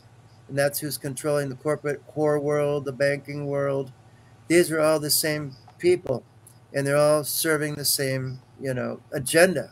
And that's to conquer the world, to rule the world, have their way with everything and everybody. And that's what we're up against. If you want to be free and independent of that, then you have a big challenge in front of you. Right now, they're trying to reduce the population by 90%, according to all sources and all my research and other people. There's all kinds of other people who concur with that. And that's a problem, when they're telling you that they've inoculated 80% of the people in Israel, they've inoculated 80% of the people in the United States, and lab experts are telling us that if you've taken 2 or more of those shots, and they're saying 80% have taken 5, they're saying that within 1 to 3 years, they're all going to die. And every day I get this stuff in my email saying, oh, this celebrity died, that celebrity died. I mean, every day. I'm not saying every other day. Every day, and when I check my newsletters, I'm getting, this celebrity died, this performer died, they just dropped dead. And that's the tip of the iceberg. I'm getting it every day. And as time goes forward, more and more people are going to be dropping dead left and right from what I hear. And I think that's why they're doing the war in, the invasion, Ukraine. The Russian invasion over there, Ukraine. And they're, who knows what more they're going to be doing. They need a lot of distractions because there's going to be a lot of people complaining to government agencies and filing lawsuits when more and more people around them start dropping dead who took the shots. And when it gets clear to their minds that they've been lied to about these shots, and what is the agenda? Why is the government letting it happen? This is going to cause a huge problem. If people get emotional and they get really angry, what usually happens: riots and discord and violence, and and there's been predictions of civil war in the United States breaking out. I'm not going into the sources of that, because the sources are extraterrestrials ultimately, and it's given by their chosen people. I have all those sources, and that's what they have said, that the United States is going to have not 1 but 2 civil wars, and then they're going to break up into 5 factions. They're going to break up into 5. That's part of my other book, The Cult of 5, where everything is based on the number 5, and it's true. I can tell you that's absolutely true, including that they say the universe has 5 levels of energy, and you have 5 brainwave frequencies in your brain at the same time. And, that's microcosm to macrocosm, the concept of as above, so below. As above in the universe, you have 5 layers of energy, and below in your brain you have 5 brainwave frequencies that correspond. They're not going to tell you this stuff. I have the whole research and history of it. There is a total basis for these concepts of know you not that your body is the temple of God. Know you not that the kingdom of God is within you and outside you. That's what it's talking about. As above, so below, the microcosm to the macrocosm. Christ said, what you loose in heaven, you loose on earth. Which is very unusual. What you loose on earth, you loose in heaven. That seems to say that you're already in heaven and you don't know it. That's why I'm saying if you have 5 brainwave frequencies, they're different, going on at the same time in your brain simultaneously, and there's also at the same time 5 levels of energy in the universe, they obviously are connected. Your brain wave energy is connected to the universe energy. So your being is not physical, it's energetic and spiritual consciousness, and you exist on 5 levels in the universe at the same time. What the hell does that mean? Study, the ancient civilizations like in India, the ancient spiritual writings of India, and, whatever, any of them that you can find. It's in the Bible and other places to find out the true nature of your being, because they're not going to tell you in school or, in politics.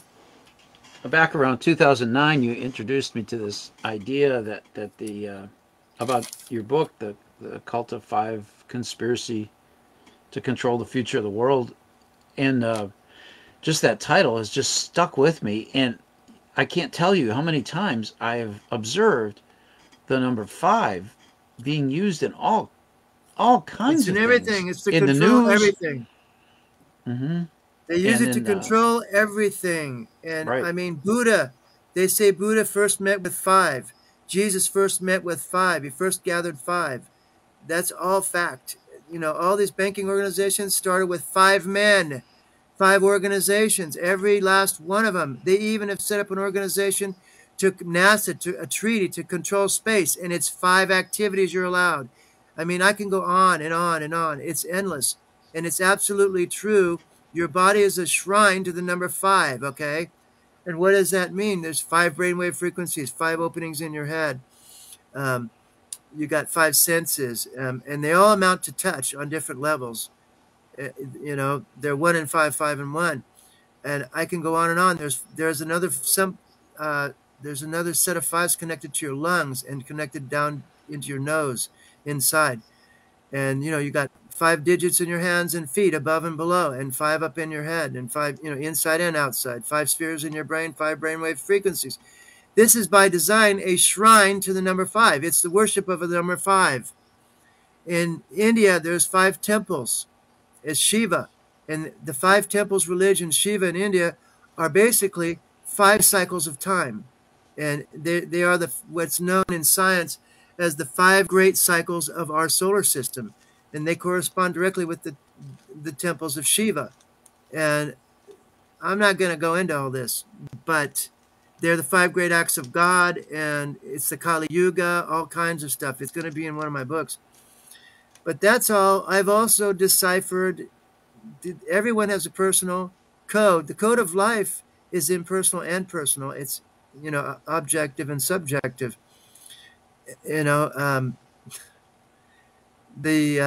instance, the 12 signs of the zodiac is the background. There's 5, a system of, it's the background and it's impersonal, and people are just using that for astronomy and astrology. They're wrong. That's not the true system. That's why they're not accurate. I have discovered the true system, and it's 2 in 1, just like duality.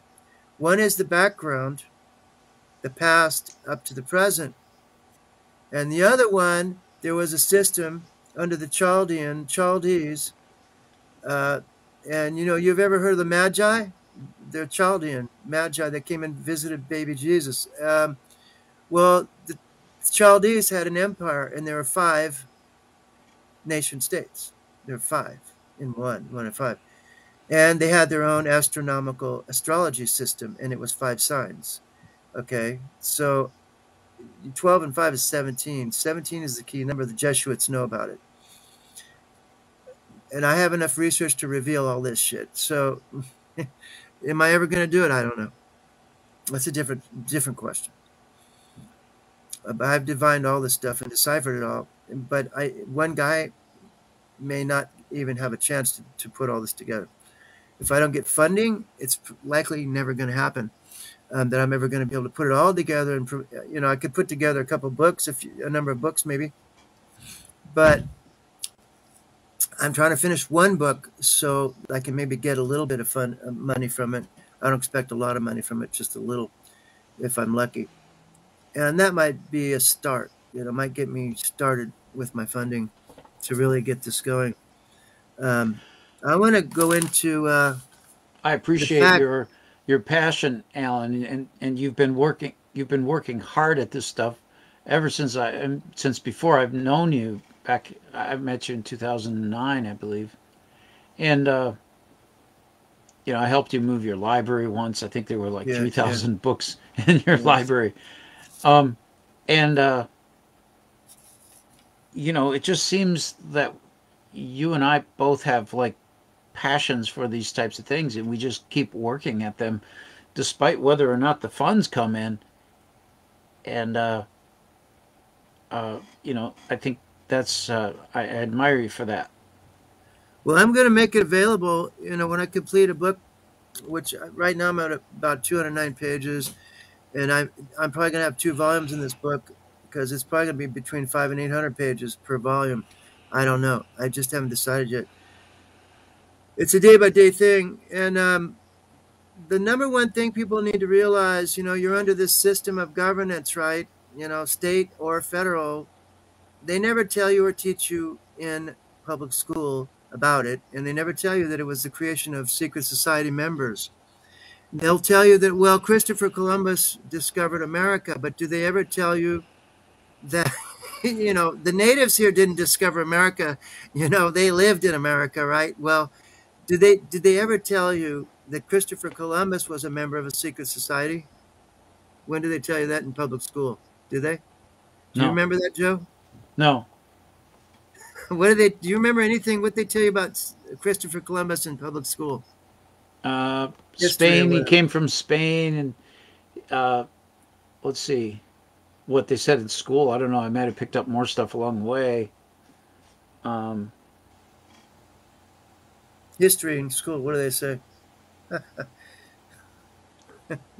In 1492 or something, Columbus Columbus sailed the sailed the ocean of ocean blue. blue. Yeah. Yeah, there Well, you go. I don't know, man, about all that shit, but you know, um, how about looking up YouTube? I don't even know if this is going to be on YouTube anymore. There's some interesting information that was revealed in this YouTube, and it might be on one of the other ones, BitChute or something, Rumble, and it's about Christopher Columbus, the real life of Christopher Columbus, the secrets and lies of Columbus timeline. Okay, look that up. Basically, Christopher Columbus is not who they say is, and it's they got the wrong name. They got all this. This is the truth of it. It's been found back on where he came from, and there's a town, and they found these stone monuments, and it tells stuff that's you've never heard of about him. Is But this the video? Let's see. The I real don't life know of the real Christopher one. Columbus: The Secrets and Lies of Columbus Yeah, that looks Timeline. like it. That looks like it. I'll put that link in the chat room. Then. But basically, he was a member of the Knights of Christ. Do you know what the Knights of Christ are? Does anybody know? Nope. Knights of Christ is a secret society over there in Spain, and that other country next to Spain, what is it called? Anyway, Portugal. Portugal. Yeah. Anyway, what happens is you'll never find out. You got to do deep research. Me and a friend of mine who he did a lot of research. I'm not going to give his name, but he uncovered some stuff, and I uncovered some stuff. We put it together. He wrote a book. He's back in Pennsylvania. Anyway, I have his book. Anyway, he refers to a couple things, anonymously. It's me in the book, a couple things, but you know, um, the thing of it is, you're never told. But the Knights of Christ was the Knights Templar, and That's what the PJ Pope, just put in. She just put yeah, it in the yeah, in the in Knights the comments. Templar were given permission, secret permission by the Pope, to continue on while people believed they were dismembered, they were terminated or dissolved. Okay, that's what the myth is, that they were dissolved, but they never were. Um, they were given secret permission by the Pope to continue on. The Pope told them, just change your name and continue on, and they changed their name to in Portugal and Spain. They changed their name to the Knights of Christ, and Columbus was a member of it. So was the founder of the Jesuits. The Jesuits is a continuation of Knights Templar through the Knights of Christ. The founder of the Jesuits was a member of the Knights of Christ, which means he was a Knights Templar. Now you can discover all this stuff in research. I'm not going to go deeply into it. We're coming up to like the end of the hour. It's we got about, I don't know, 14 minutes left or something. So, but if the founder, the supposed, discoverer of America is a member of secret societies and they never talk about it, and then the founding fathers of the United States are members of secret societies. They don't talk about that in public school. They never tell you about it. What the hell? What's going? Everything's a secret. Morals and Dogma by Albert Pike. What does he say? He says the adepts of Masonry do not reveal their secrets to initiates. They intentionally deceive them. Initiates are intentionally deceived by the adepts. Okay, now if the initiates of Masonry, that means the new people who are newly initiated, new members, are intentionally misled and deceived by the adepts, the ones who rule and control the brotherhood. They're intentionally misled and deceived, lied to, whatever, by the masters. And these masters and members of Masonry, or who controls them? Well, Illuminati. They were infiltrated by the Bavarian Illuminati. But if they created this United States of America, and they're deceivers right up front. It's stated by Pike in the secret book, Morals and Dogma. When that was written, it was a secret book. It was never revealed to the public. It was only after Pike died that the book was revealed. And and it was only for the Master Masons, 30th to 32nd degree, Scottish Rite Master Masons. They were the ones that had to read that book and learn it, and then they had to return it back to him. It was secret. There is no copyright on it. 38 or 37 degree? No, isn't it go up to like 30th to 32nd, 30, 31, and 32. Okay. Now, the highest is 33, but you can't earn it. It's given by the Board of Master Masons. That is awarded to those who have pleased the masters. So anyone who has attained 33rd degree Master Mason, you know that they have done something to please the overseers of Masonry. And it's a board of Master Masons, Scottish Rite, that they select and choose who they want to give the honorary 33rd degree to. You've got to do something to please them. They have to be very pleased with you. You've done something that makes them happy. Then you get that as a reward. So, there's a history book I came across, and I read, it was about World War II.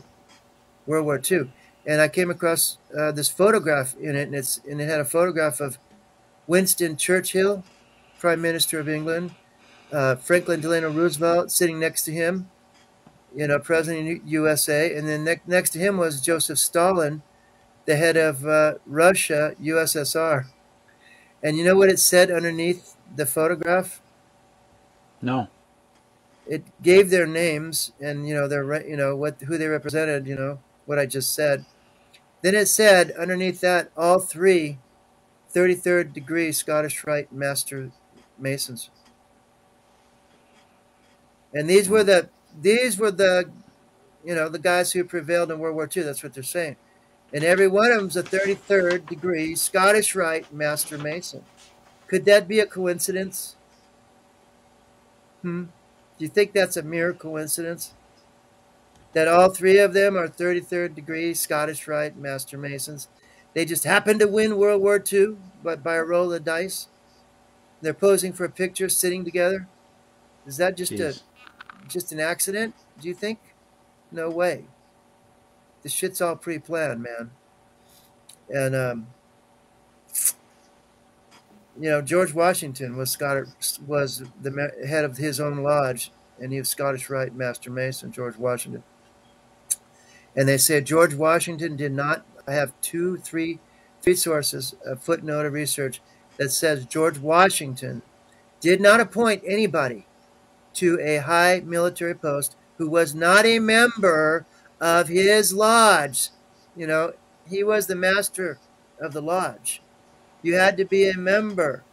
He didn't appoint Lafayette to a general until Lafayette joined his lodge. Lafayette had to become a member of George Washington's Masonic Lodge before he was appointed general. And then after the Revolutionary War was over, Lafayette being French, what did he do? Do you know? No. General Lafayette. Does anybody know out there? What did Lafayette do after the Revolutionary War in America was over and, the colonies, quote, prevailed, unquote? What did Lafayette do? Well, he said, well, it's time for me to go back home to France and start a revolution there. And that's when the French Revolution happened, okay? And he was majorly instrumental in the French Revolution. If you studied this stuff, man, like I have, and uncovered what the hell's hidden and not told you, you're going to realize they lie about everything. Bertrand Russell, in his book, Impact of Science on Society, you should get that book and read it. He tells you what is called, public schools are propaganda centers. And he was the Lord Bertrand Russell. He wasn't a flunky. He was like one of the major power, mongers, rulers of Britain. He was aristocracy, royal bloodline family member. And he was one of the top guys making the plans for the future. And he point blank told you what is called public schools is propaganda centers. He referred to them as propaganda centers. What the hell? Have you studied propaganda? There's a book written in 1926 by the nephew of the so-called, father of psychoanalysis, Sigmund Freud, Bernays. He wrote a book called Propaganda. You should get that book. You can get a free copy of it, PDF or ebook online. Everybody should get it and study it and read it. And then get the quotes of Hitler and his propaganda minister Goebbels on propaganda. There's quotes, and they're going to be in my book. The quotes about propaganda. The book Propaganda by Bernays, 1926. It's pretty shocking what he says, but this is what they're doing to us. And what did Hitler say about propaganda? What did his propaganda minister Goebbels say about propaganda? People need to be aware of all this stuff. There's a guy named Vance Packard. He wrote a number of books, and you should check out his books. One of them is The People Shapers. I have that book, The People Shapers by Vance Packard. And I put some quotes in there. He's got about 7 or 8 books that you should check out, man. He's gone. But his books you probably still find. James Sutton asks a question. How did we have the nation in 1776 and George Washington became first president in 1790? What about the natural-born citizen for 14 years? Just asking. Well, 1776 was the United States of America was created by the July 4th, 1776 Declaration of Independence. That's just a document, and people don't know it's a under common law of Britain. It's called a bill of particulars or a true bill. That's a law document. A true bill is required under the common law to state a claim, a cause of action against people for tort or damages. It's a law document. Declaration of Independence is a law document under the common law of Britain. It's called a true bill or a bill of particulars. And what you do is you list the wrongs, the torts, and the damages that's been done. And if you read the Declaration of Independence, you will find a list of wrongs that the king did and damages and injuries suffered and harm done to the people, the colonies. That is their true bill. It's a law document. That is the basis of the separation and creation. And it's a complete law, a claim of law against them. And that's what they don't teach you, and they will never teach you in school. That's 1776. That's a document created by 5 men. It's called the Committee of Five. That's who created the United States of America. But who was behind the Committee of Five? Well, Masons and Illuminati. That's who created it. Now, George Washington becoming the, quote, first president, that developed after they developed, 1787. They already had a government after, the Declaration of Independence. It's called the Federalist Papers. They created the Federalist Papers. It stated in the Federalist Papers, but it's the Articles of Confederation and the rules, that they were proposing. The new government was set out in the Federalist Papers. They called it New Federalism, or the federalism being ruled by federalism. But the Articles of Confederation was the original government after 1776. And then they got a sanction by the Continental Congress to do a conference to modify those articles. But what they did was they didn't modify them. They totally hijacked the whole thing and created a new form of government called the United States of America Constitution, right? And that's what we're talking about. This was pointed out by Patrick Henry, who told you that this was beyond the sanction of Congress. They went beyond the permission or the authorization of Congress, and they created a whole new form of government. And that was his objection. But when Hamilton and Washington came to his home personally to ask him about, they basically told him, as you know, we intend on holding a conference, a constitutional convention, and moving forward, to, basically create a new form of government. And we want to know, are you going to stand in our way? Do you intend to stand in our way? People don't know that when the Supreme Court talks about this promise in West Virginia State Board of Education versus Barr 1943, this promise, we're talking about the promise of Patrick Henry. Patrick Henry extracted a promise from Alexander Hamilton and George Washington at his home. They came to visit him before the convention and asked him what did he intend, because Patrick Henry had the biggest following politically, and he would have been able to stop it at the drop of a hat. All he would have had to do is put out the word to stop the convention, and his people would have stopped it. He had the power. So Hamilton and Washington came to him with their hat in their hand, basically pleading, could you please, cooperate with us here? What do you intend to do? Do you intend to stand in our way? And he could have stopped it, but he knew that eventually they would get their way. So the wiser thing to do would be to extract a promise from them, and he did. He said, look, as you know, I don't agree with this. I do not support it, but I will not stand in your way if you include a promise that the states will be able to amend it with a Bill of Rights. And they said, they gave him the promise. And so the rest is history. We have the Bill of Rights. It's because of Patrick Henry. That's the promise talked about by the Supreme Court in that case. If it was not for that promise, we wouldn't be here, because Patrick Henry would have stopped him. Well, I don't know whether to say yay for Patrick Henry or to say, Patrick Henry, why didn't you stop them? Because I just told you why. He knew they would eventually succeed. If he would have stopped them, they would have continued. He wasn't going to live forever. He would die, and that's what happened with the bank. Jackson stopped the bank, but he died, and no one else took up the fucking slack and stopped him. They passed it after he died. That's what Henry knew, that they would eventually succeed. So the wisest thing to do would be to do something that would give the people the power and give them a fighting chance to stop them. And that was the wisest way to go, because if not, we would have all been enslaved a long time ago. This never would have even happened. The Supreme Court told you so. Anyway, the hour's over. We'll continue the next week. Next week, all right? Thanks a lot.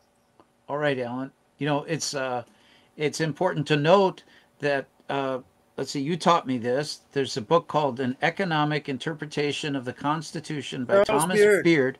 Charles Beard? Charles. I thought Yeah. it was Thomas. No, it's Charles Charles Beard. Beard, historian. Okay. And he talks about how the U.S. Constitution was a banking instrument. You Well, know? yeah, he talked. You should get the book. You can get an ebook of it online, free somewhere. Yep. I think I might have sent it to you, but get that stuff and see what the hell went on. Look at page 199, what Hamilton said at the convention to try to get everyone to go along with copying the British government. He wanted the new government to be a copy of the British government, a parliament for life, a king for life, all this shit. That's going to be in my book. I'm revealing all this in context in the book. Hamilton was an agent of the Rothschilds banking dynasty. And this stuff is never told you in anywhere in public school, even in college. They will never tell you the truth.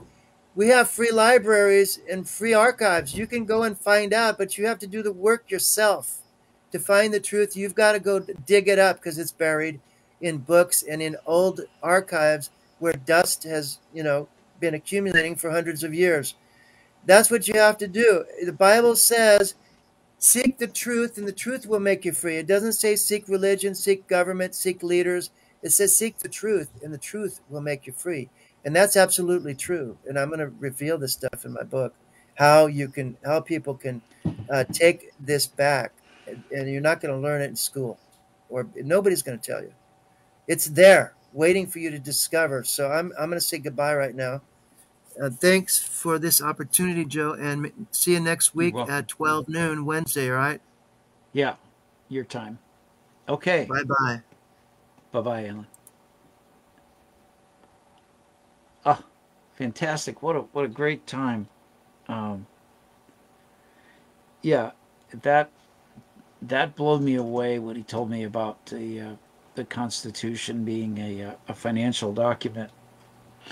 And others have collaborated that information that the debts of the Revolutionary War had aged to 7 years, hadn't been paid off. The United States, the colonies were going into bankruptcy, and this had to be renegotiated.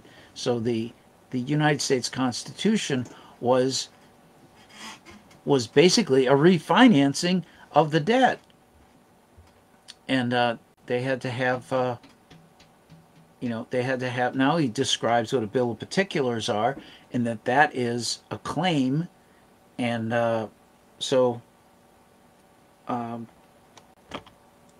it's very interesting. It's been great. I've spent a lot of time around Alan when I was out in California, and we used to go for walks and stuff, and we would talk, and he would just tell me all this stuff over and over and over again. And at the time, my brain was just not up to the task of really memorizing things, but I had metal toxicity from like 13 amalgam fillings in my mouth, and God knows where I got the high levels of uranium from, and lead and cadmium and nickel. But surprisingly, when I got tested, I had done enough abatement of the mercury that the mercury didn't show up as a high level. So that, coupled with the brain trauma of stuff I had endured, and but this stuff fascinates me, and I'm always delighted to hear from Alan and to listen, because he's got very very deeply considered and researched opinions about things, and they're not the kinds of opinions you find in a lot of places, in my estimation. Hello, MJ. Good to see you there.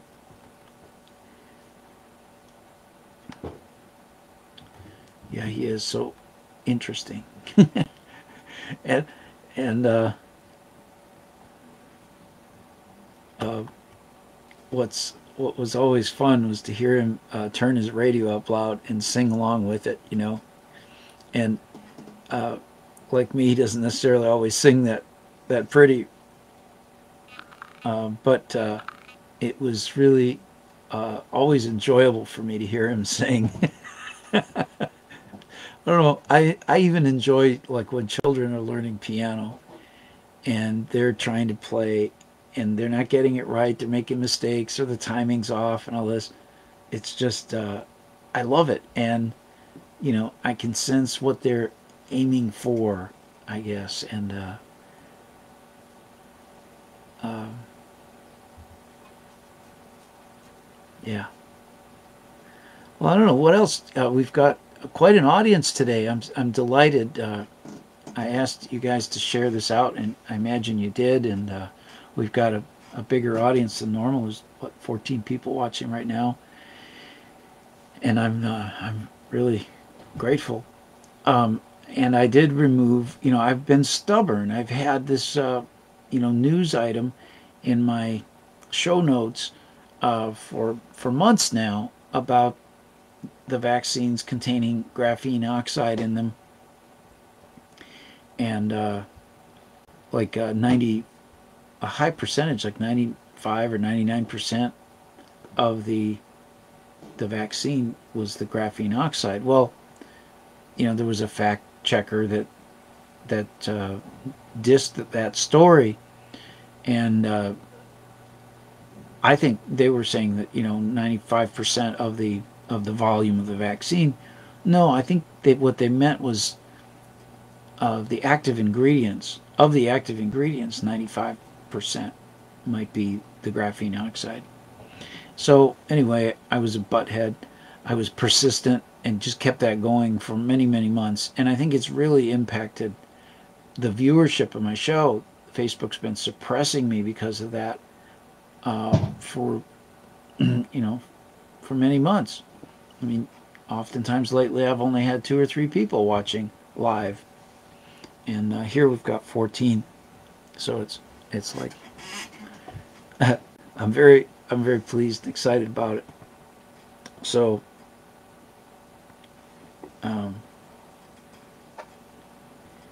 anyway, all that stuff continues. Here we've got a big message here.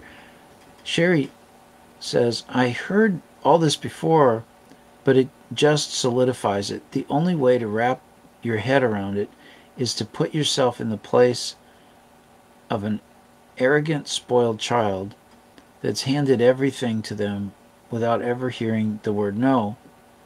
The elites are trained to be ruthless, indifferent, narcissistic, and what their part is to play in the demise of everyone else to save their own coddled bubble. There you go. MJ asks, how did you detox from them heavy metals? Glad to hear, Joe. And PJ says, I use celery in my diet to rid of the metals. Well, let's see if I can think of that. There's something called miner's lettuce. It has another name. Coriander seeds are the result of, if you grow coriander seeds, you grow this stuff, miner's lettuce, and it's got another name that's more common. It's like chlorella or something. It's like, anyway, I ate a lot of that. We had some of that on the farm I was staying at, or ranch, I guess you could call it. And they had it growing, and I just ate copious amounts of that. And anything, that talked about being good for detoxing mercury and stuff, I was doing that. I went to the dentist. Not a really good dentist for getting rid of mercury in your teeth, but it was just a regular dentist. I expressed to him my concerns, and he did his best to have a good vacuum there to suck the vapors of the mercury out that I was concerned about. And he put a dam in so that the pieces of mercury would fall into that, and I wouldn't swallow them. So he took he was cautious about it and did some good steps and stuff. And I didn't get charged too much. I think it was about $800 to $1,200 or something to do 13 teeth, and I got them replaced with some kind of resin in there, and I don't know if the resin's the greatest thing, but I think it's better than the metal.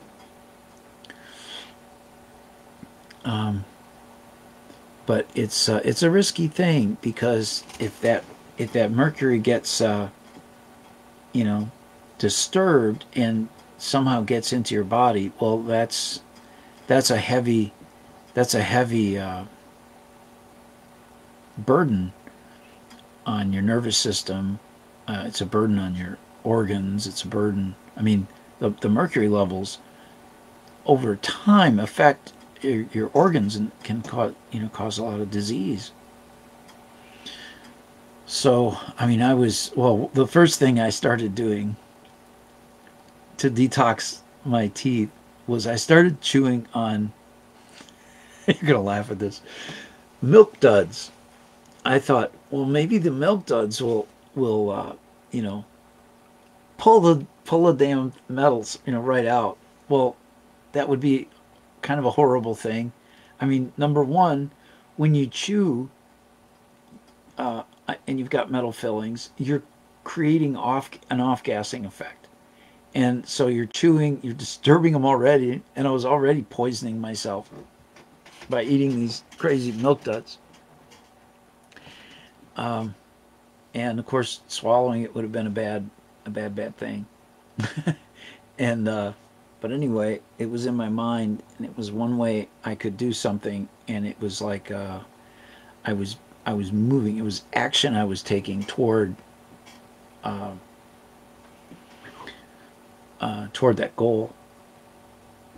And so eventually it all worked out. I still had some insurance, family insurance, and was able to get them pulled out, and the insurance paid a good percentage of it.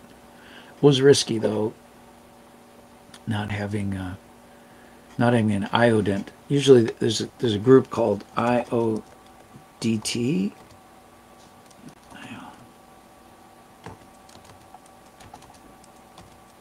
I think it's like an international organization of dental technologists or something, and they've got a certification program for dentists to be certified to be able to remediate the fillings with amalgams that may have mercury in them. So I don't know if I'm spelling that right, but it's close. I mean, I remember watching the videos from the University of Calgary where they were showing a view of the tooth with the gas coming off the tooth, just at room temperature and stuff. And then when you would eat, or drink hot coffee and stuff like that, it makes it off gas even faster. And they were using a special kind of lighting that specifically showed mercury as a gas. So, I mean, man, that was my obsession for about 2 or 3 years.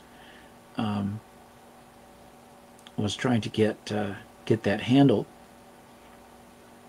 because I'd experienced memory problems earlier in my life. In my late 20s, early 30s, I had memory blocks where I couldn't remember my coworkers' names. My family, we would do memory games when we were driving on trips, and man, I was just failing left and right at those memory games. But it was good to do it, and I'm sure it helped a little bit along the way. And it was exciting whenever I would be able to remember something. And of course, positive reinforcement is a good thing. But our nervous system, the nerves, what's it called? They have a sheath, like a wrapping around them, protected. kind of, I want to use the word myelin, I think it's called. It's a sheath that goes around it. And vitamin, the B vitamins are good at helping to provide some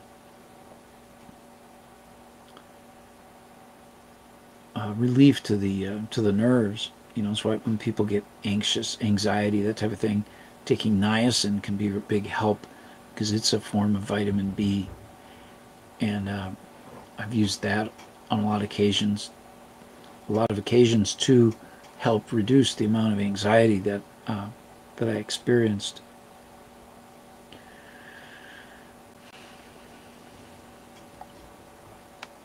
It's a lot of stuff. Well, I should probably shift in and start talking about forgiveness-based money. I've got a whole bunch of people here in the audience, and I do this thing with what I call forgiveness certificates and appreciation certificates. Here's work I did at a show, a health and wellness show. These people said, I did energy clearing for them. It's really priceless, magnificent energy clearing. Thank you for helpful healing. Thank you for what you do for the communities. Thank you for your inventions and your desire to improve worldwide forgiveness, to promote worldwide forgiveness. And up at the top, I wrote, here, certificate of appreciation for energy therapy services by Joseph William Baker of the Church of Forgiveness Capital.com. This certificate will be photographed and sold as an NFT asset Saturday, November 13th, 2021. And this happened at the Elks Club in Waukesha, Wisconsin. So,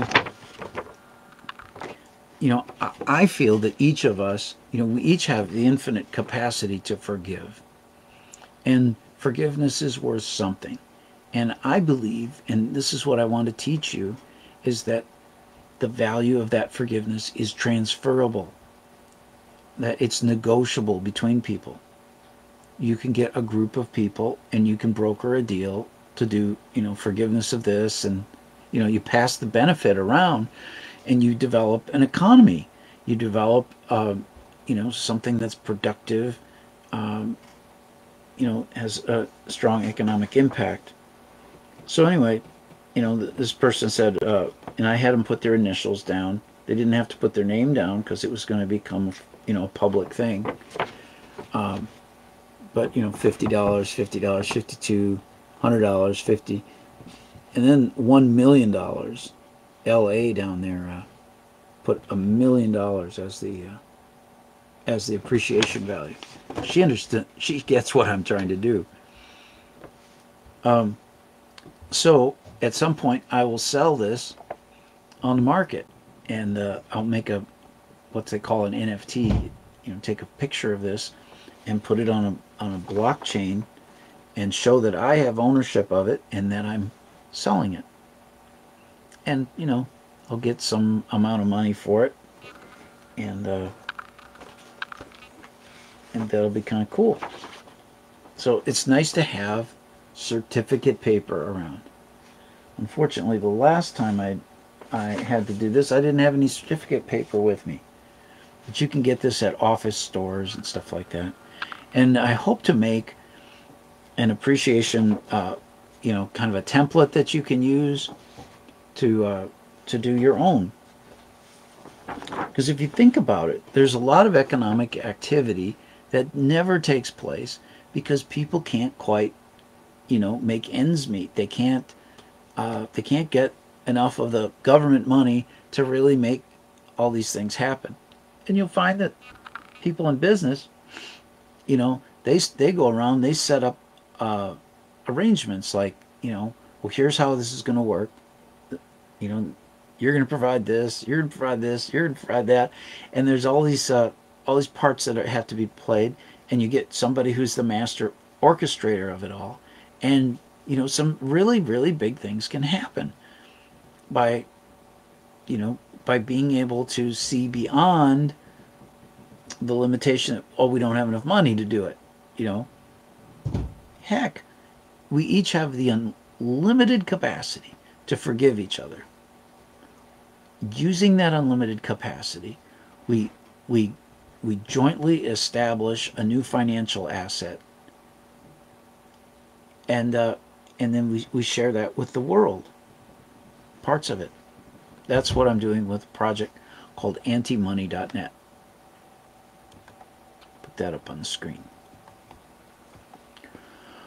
Well, this has been a fantastic show. Thank you. If you know a little bit about what I'm saying, if you kind of get a little inkling that, hey, this guy's doing some interesting things with forgiveness-based money, why don't you visit remedycoin.com? I'll give you a clickable link in the chat room and sign up for the mailing list there.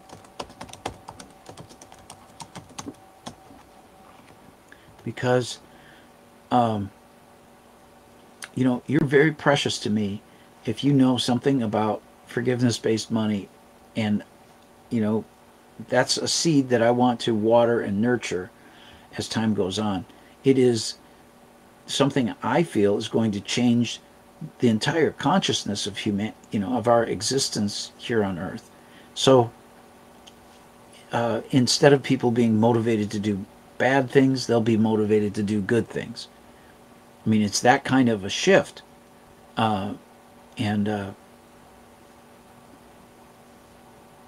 So I think it's really important that you get on this mailing list. And so that's all this stuff. What do we got here? We've got a big comment from Sherry. There are a lot of detox baths you can take if you got the clot shots. Not sure of the exact recipe, but I'll give it a go. Borax, Castle Peppermint Organic Soap, lots of lemon juice, 1 box of baking soda, and alfalfa pellets you can buy at a pet feed store in bulk and put in. I want to see what she says about putting them in the alfalfa pellets. And put into a burlap sack so it seeps through like a tea bag. Soak 1 hour, 2 to 3 times a week. Rinse really well. Pellets could cause an itchy rash if you don't rinse well. Ah, good. Gene Decode uses similar methods for his Morgellons. I've had some Morgellons symptoms.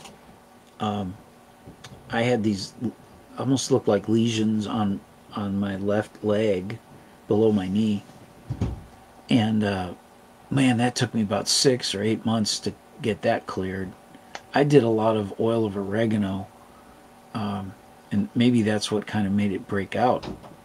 But and then I've been rinsing my mouth with wine, red wine, pretty much every day, and I get this almost like a mucus or something that comes out, and there's all these fibers in it, and it's really concerning, but it's at the same time it's gratifying to see this stuff leaving my body.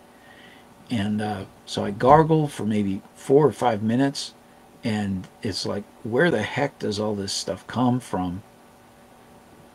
I have a sensation that it's like the lymph glands or something are somehow being conditioned to expel when I'm gargling the wine. I don't know, but it seems to be good to get rid of it. Better out than in. And just have a big, desire to keep parasites and stuff at bay. Yeah, I hear you. Toby's in there. I gotta get her out. So you need. Oh, I gotta go. Thanks everybody for tuning in today. We'll see you again soon.